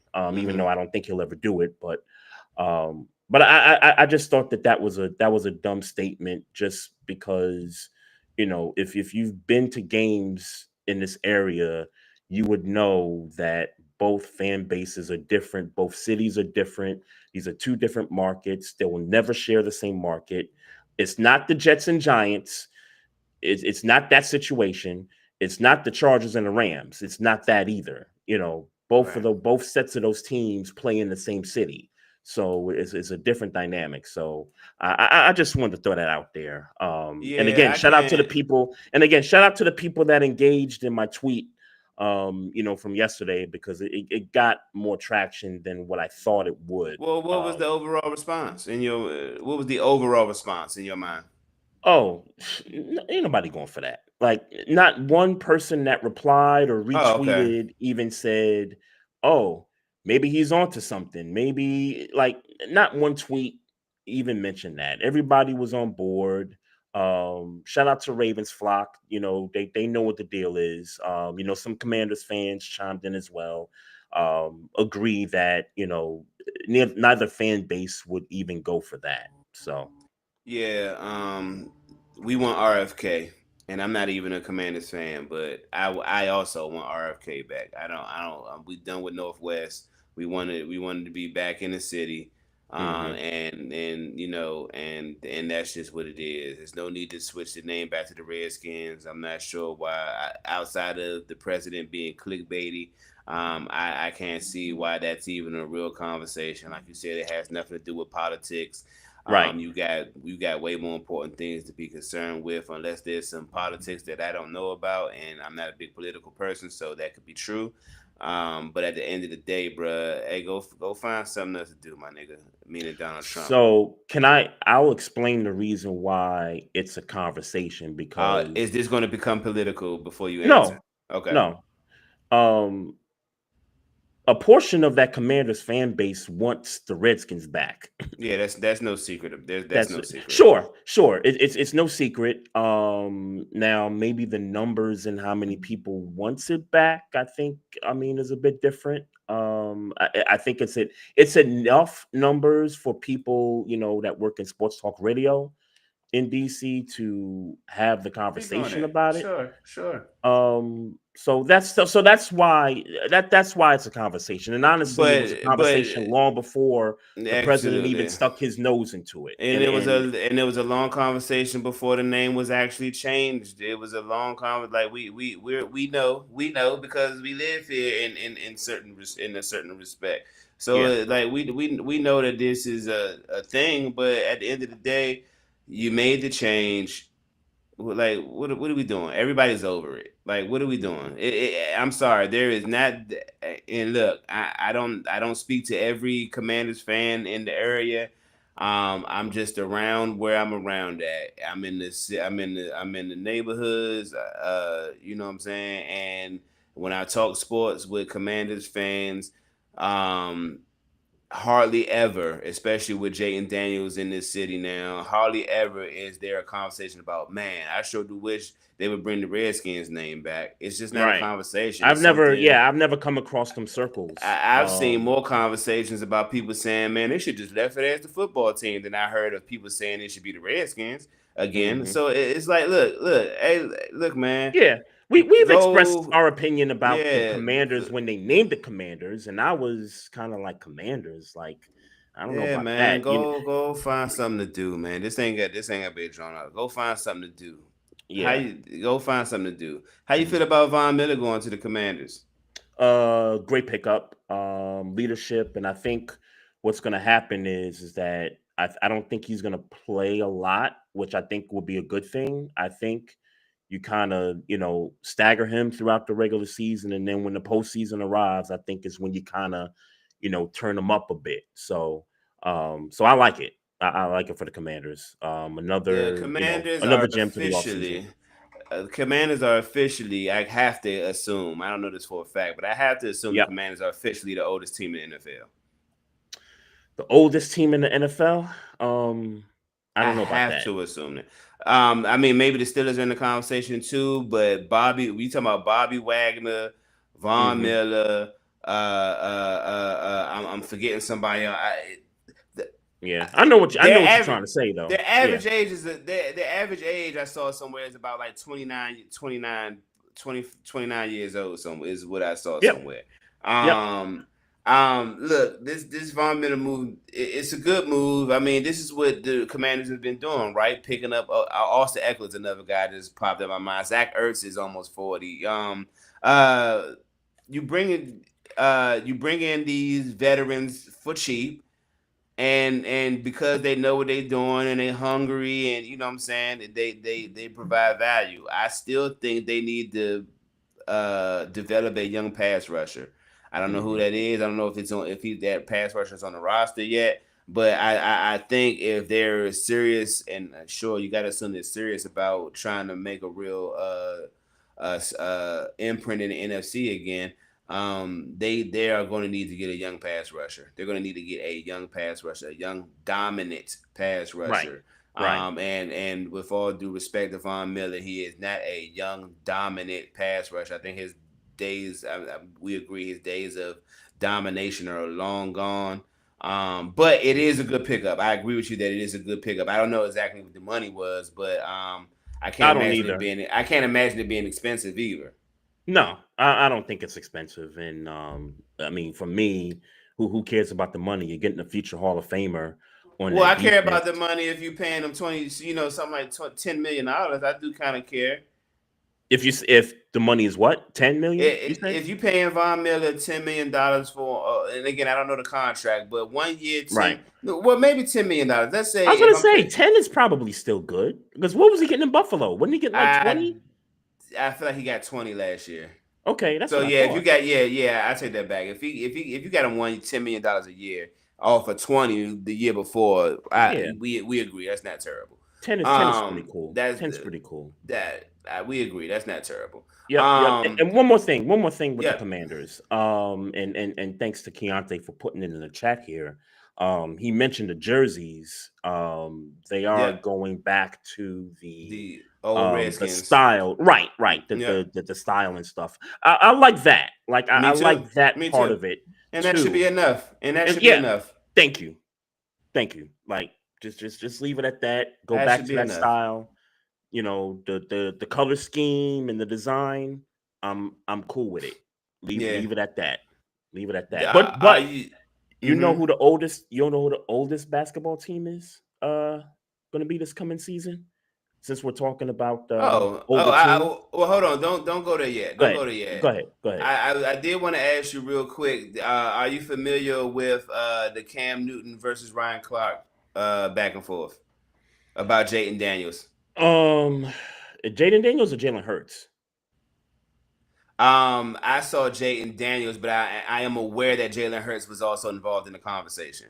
Okay. I don't think I'm privy to all of the particulars, but I do know that Cam said something in regards to Jalen Hurts about him as a quarterback, whether he's a game changer or a game manager. I've heard that conversation, and I've heard Ryan Clark react to what Cam said as far as, his performance in the Super Bowl. They brought up 2015 versus the Broncos and how he didn't die for the ball and all that stuff. So yeah, I'm familiar with that conversation. I just didn't know it was a back and forth, one, and two, I didn't know that Jaden Daniels was a piece of this conversation also. Well, I make it quick. It's kind of like a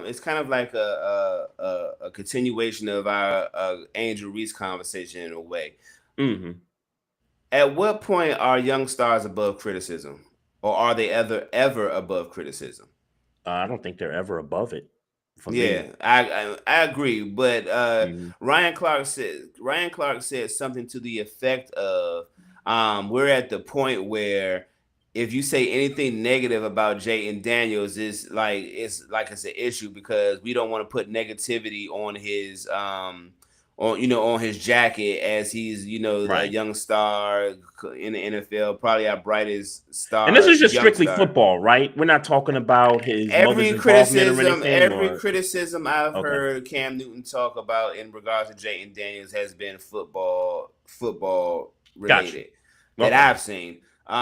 So I guess Ryan Clark took exception with the criticism of Jaden Daniels and Jalen Hurts, by the way, but I was speaking more about Jaden Daniels specifically because he was the young guy. And it's just for me, and Cam said something about, like Ryan Clark, that's what you do. Like you ain't, you play it safe, but me, I'm not going to play it safe. I'm going to, I'm going to do what I do because that's who I am type shit. Right. So are you? But it sounds like you're more on the Cam Newton side than the Ryan Clark side, is what it sounds like. As far as Jalen Hurts is concerned, Well, as far as anybody, any young player, what is based on what I've heard so far, I am on the Cam Newton side because he's one saying that nobody should be above the criticism, right? He's the one right? that, I should be yeah, able to say something about your I'm on game. Cam's side. Yeah, I'm on Cam's side. When it comes to that, now I think the the Jalen Hurts conversation, and I don't want to stretch this, but Sure. look, man, we understand what that Eagles team is. We understand the dynamics of it. We understand that there is talent all over this football team, and Jalen Hurts definitely benefited off of it. But when the Chiefs put the clamps on Saquon Barkley in the Super Bowl and they dared Jalen Hurts to beat them, he beat them. Yeah. Period. You know what I'm saying? He beat them, Period. point blank, period. Yeah. So I don't want to hear anything about, Jalen Hurts is not a top 10 quarterback. I'm tired of the discourse of Jalen Hurts. Is Jalen he a Hurts, top 10 quarter? And I'm just throwing it out there yes, because you he see. is. Okay. Okay. He is. I haven't thought about it, so I ain't gonna argue. But Yep. yeah. I'm not even saying yes or no. I'm just saying that. No, I got you. Yeah. You. But that's where I'm at with it. But I am on Cam's Cam's side when it comes to, being able to criticize players. I'm on his side with that.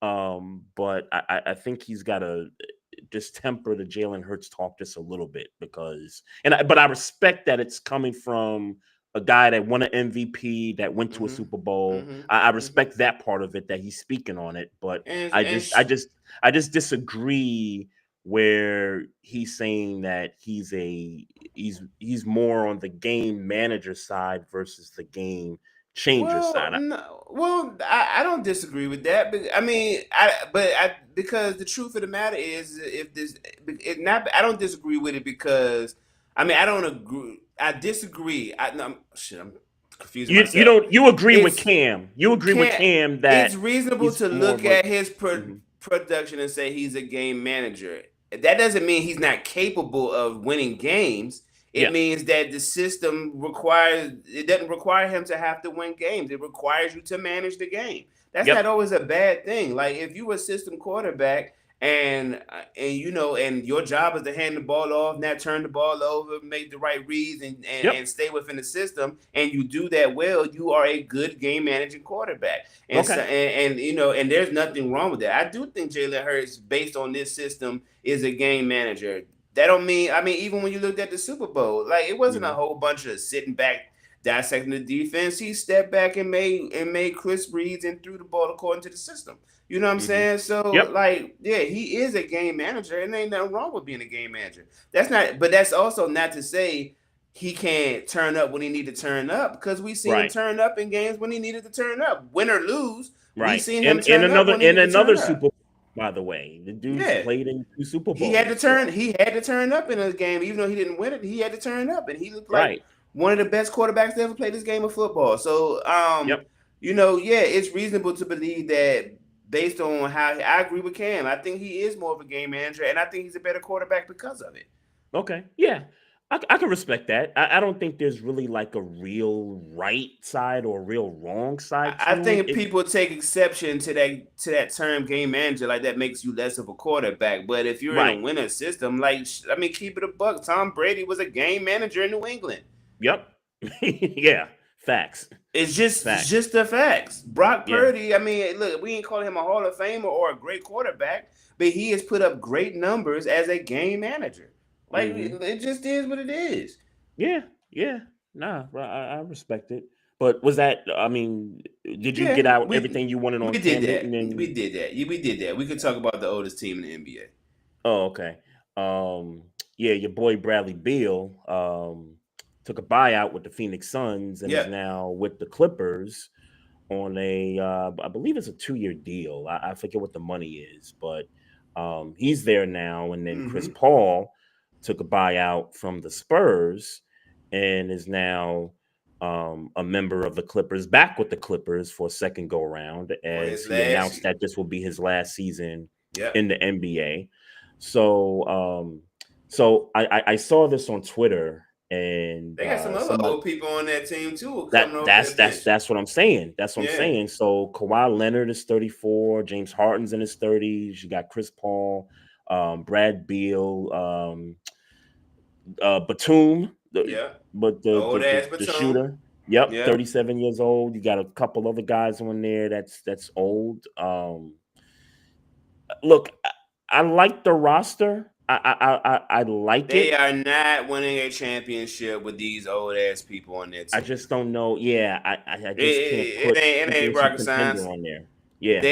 They'll be. I think they'll be in the top 8. I think they'll make the playoffs pending any major injuries. But when it comes down to it, this team is not better than the Oklahoma City Thunder right now. I don't know that they're better than the Denver Nuggets right now based on their acquisitions. I don't know that they're better than and you know it's hard. It might pain some Clippers fans to hear. I don't know that they're better than the Timberwolves right now, and I would kind of put them right along that line of the Lakers. Mm-hmm. Like they're right. I Yeah. think that they're. If I had to do a impromptu power ranking, like they right there with the Lakers. Mm-hmm. These are the old guys. Nick Batum, 36. Yep. Brad Beal, we talked about. Um, Bogdanovich, Yep. Old as 32 hell. years old. I forgot he was on the Mm-hmm. roster. James Harden, mid 30s. Kawhi, we talked about. Brooke Lopez, 37. 37 years old. Patty Mills, didn't even know he was on the roster, I didn't know that nigga 36 was years still old. playing basketball. Yeah, right. And Ben Simmons. Yeah. Um, Yeah. I forgot about Ben he up Simmons. there. I did see that. Yeah. He's not 30 yet, but he's Yeah. right there on the cusp of it. But So we ain't expecting that. I mean, all no shade. We ain't nah, expecting much from him. We ain't expecting nah, nothing from Ben Simmons. not. I'm not even gonna go there. Yeah, we ain't expecting nothing from him. God bless him, but we ain't expecting nothing from him. Yeah. I guess it's important to real quick say Hmm. Lakers got Marcus Smart, whatever. You know what I'm saying? Whatever. But Damian Lillard goes back to Portland, 3 years, 42 million. Um, I heard somewhere that between Portland and Milwaukee, he stands to make $70 million this year. Yeah. I love it for Damian Lillard, man. But I think this kind But of why do you told really me love all it for along. Damian Lillard? For real, for real. I mean, look, Because it told me all along that he never wanted to leave to begin with. we agree there. Um, I think there was, there were people talking in his ear. I think there was media having conversations about this guy is too great to just be stuck on a team that's not going anywhere. There's a bunch of teams out there that are contenders that he can go to. And I think Dame at that time, a couple years ago, just thought I'll just fold and I'll just accept, whatever team y'all trade me to, whatever. Now, I know the rumors was that he would have preferred the Heat because of it's Miami and all that, but Mm-hmm. then they traded him to the Bucks, and he's having some issues with his family, and there were talks about depression and things like that, Yeah. and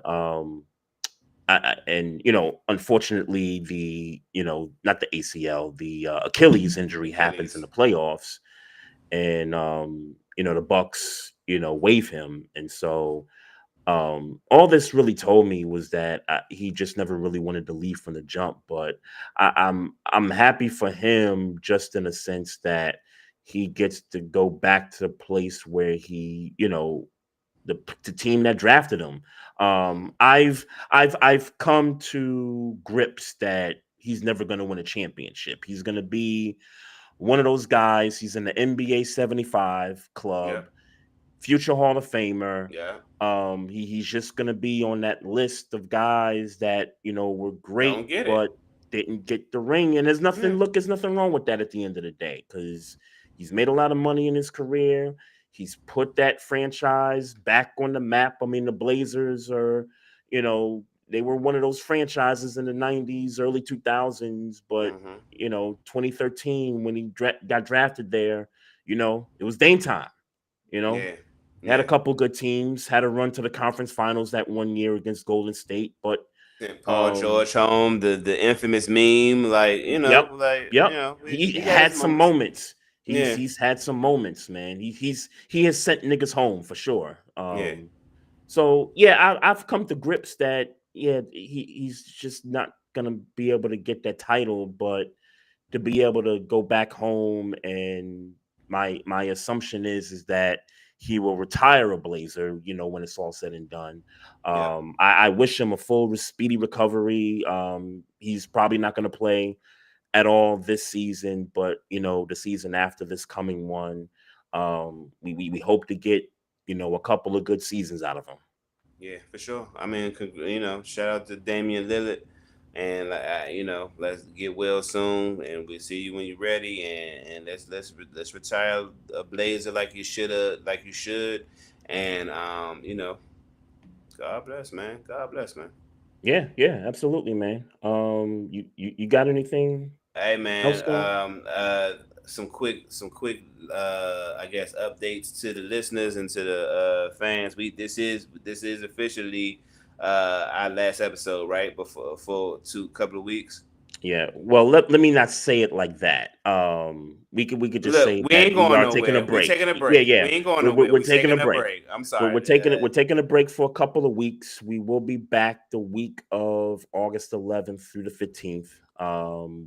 We've done all of these NFC division previews. We get right back here in 3 weeks. We're gonna start doing the AFC division Yep. previews. Headed into the 2025 NFL season. So we hope to bring you some good guests, and yours truly as well.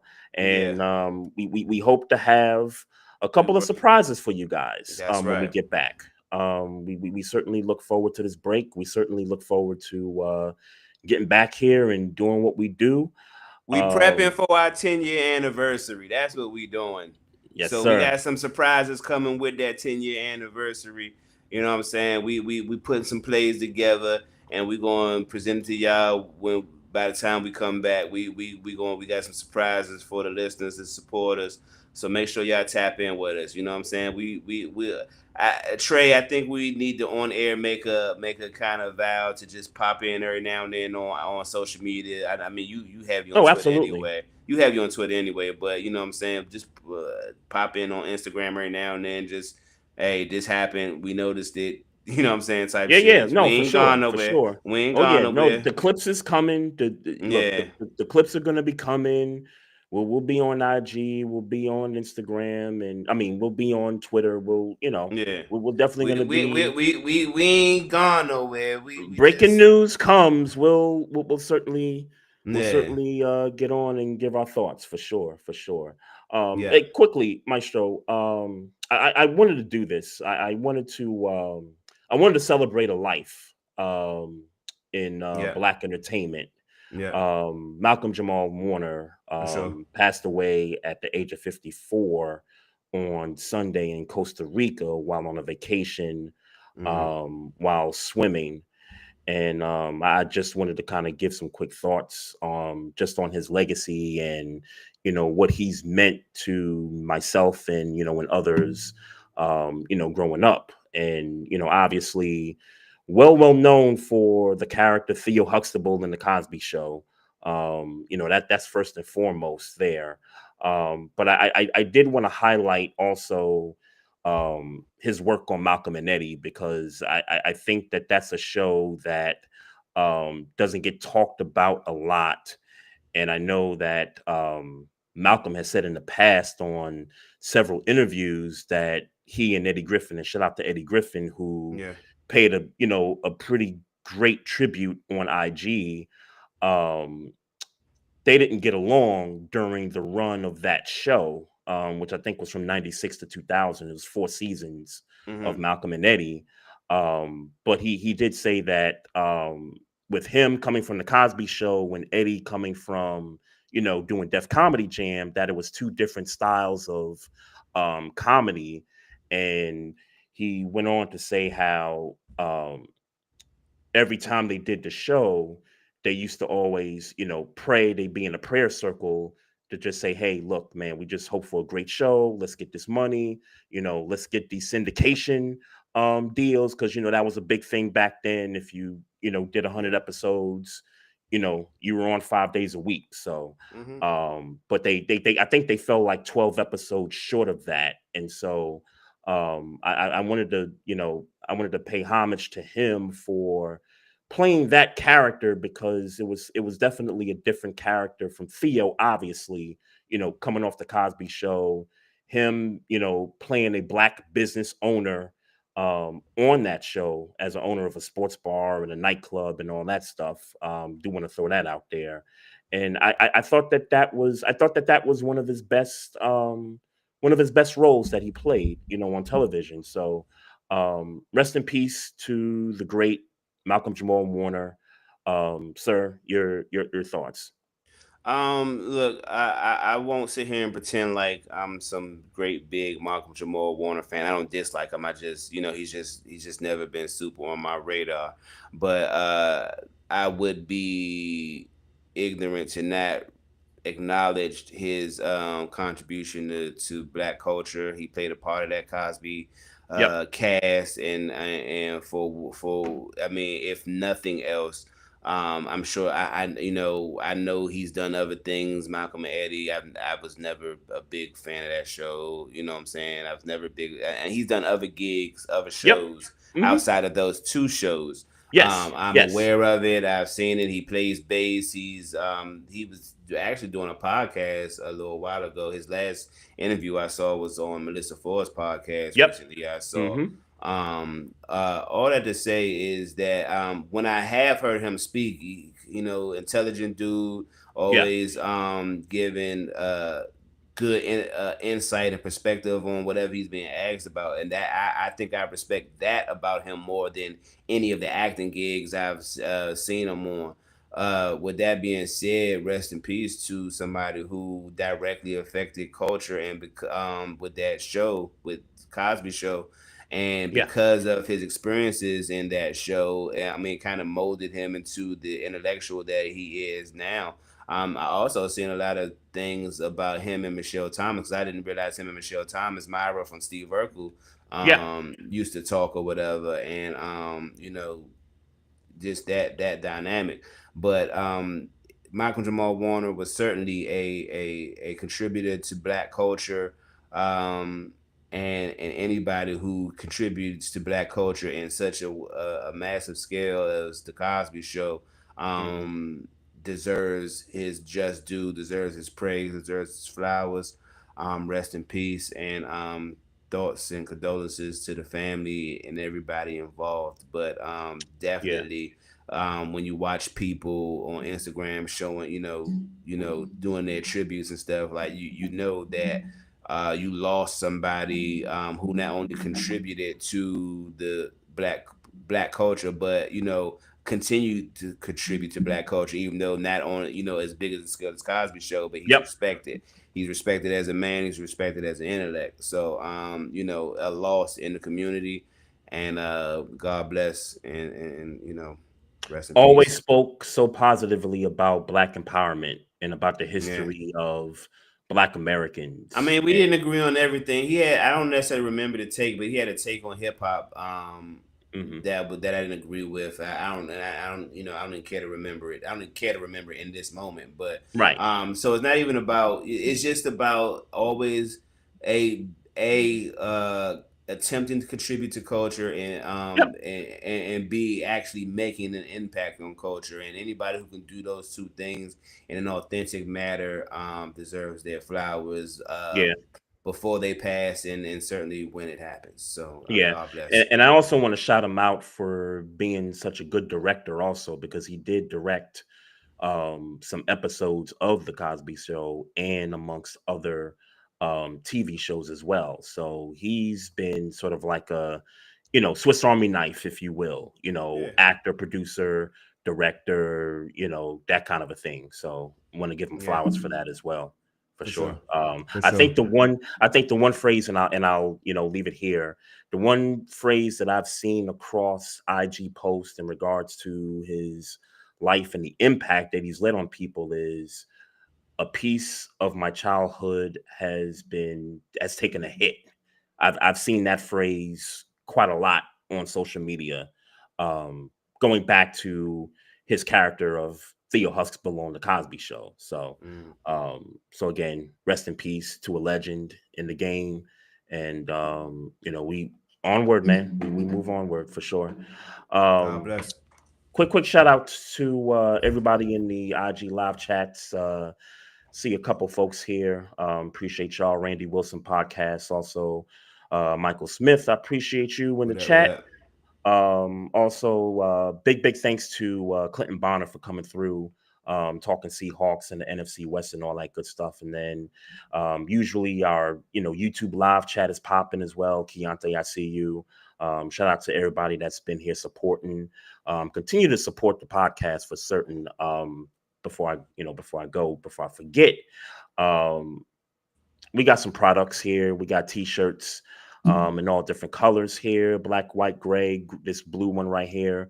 Scan the QR code, and if you're interested in these t-shirts, just pick your size and place your order, and then we'll get that out to you. And then also we still got these new era snapback hats. Gray with the black knitting on them. I still got about 6 of them left, so scan the QR code and we'll make sure we get one out to you as well. Follow the podcast on social media. We got the Facebook page. We also got the YouTube channel. Also, we're on Twitch as well. Follow us on Instagram at Barbershop Sports Talk Podcast. Also follow us on Twitter at Barbershop SPOR2. That man Maestro Styles over there, you can follow him everywhere at Maestro Styles. You can find me on Facebook as well. You can find me on Instagram at Trey Frazier. If you got questions, comments about the show, just hit us up on the email, barbershopsportstalk1@gmail.com. And if you're listening on the audio side, just, write a review, whether it's on Spotify, iHeartRadio, Google Play, Apple. Let us know what you think about this show, because those reviews definitely go a long way into the success of the show. So as Maestro said, we on a break, 3-week break. We'll be back around August 11th, August 12th. Got some surprises coming up. We'll be on our social medias, throughout these 3 weeks, keeping you posted on some things. And love, peace, and happiness to everybody out there. And as always, mind your damn business. Drink some water. Oh yeah, we got him. Trey Frazier and Maestro Styles, we got one. Right back like we left something. We don't duck smoke, we want all of it. So line them up, Trey sharp with the blade, we sizing it up. I'm quick to catch the fade, Styles making the cut. Cause we coming out clean every time that we showing up.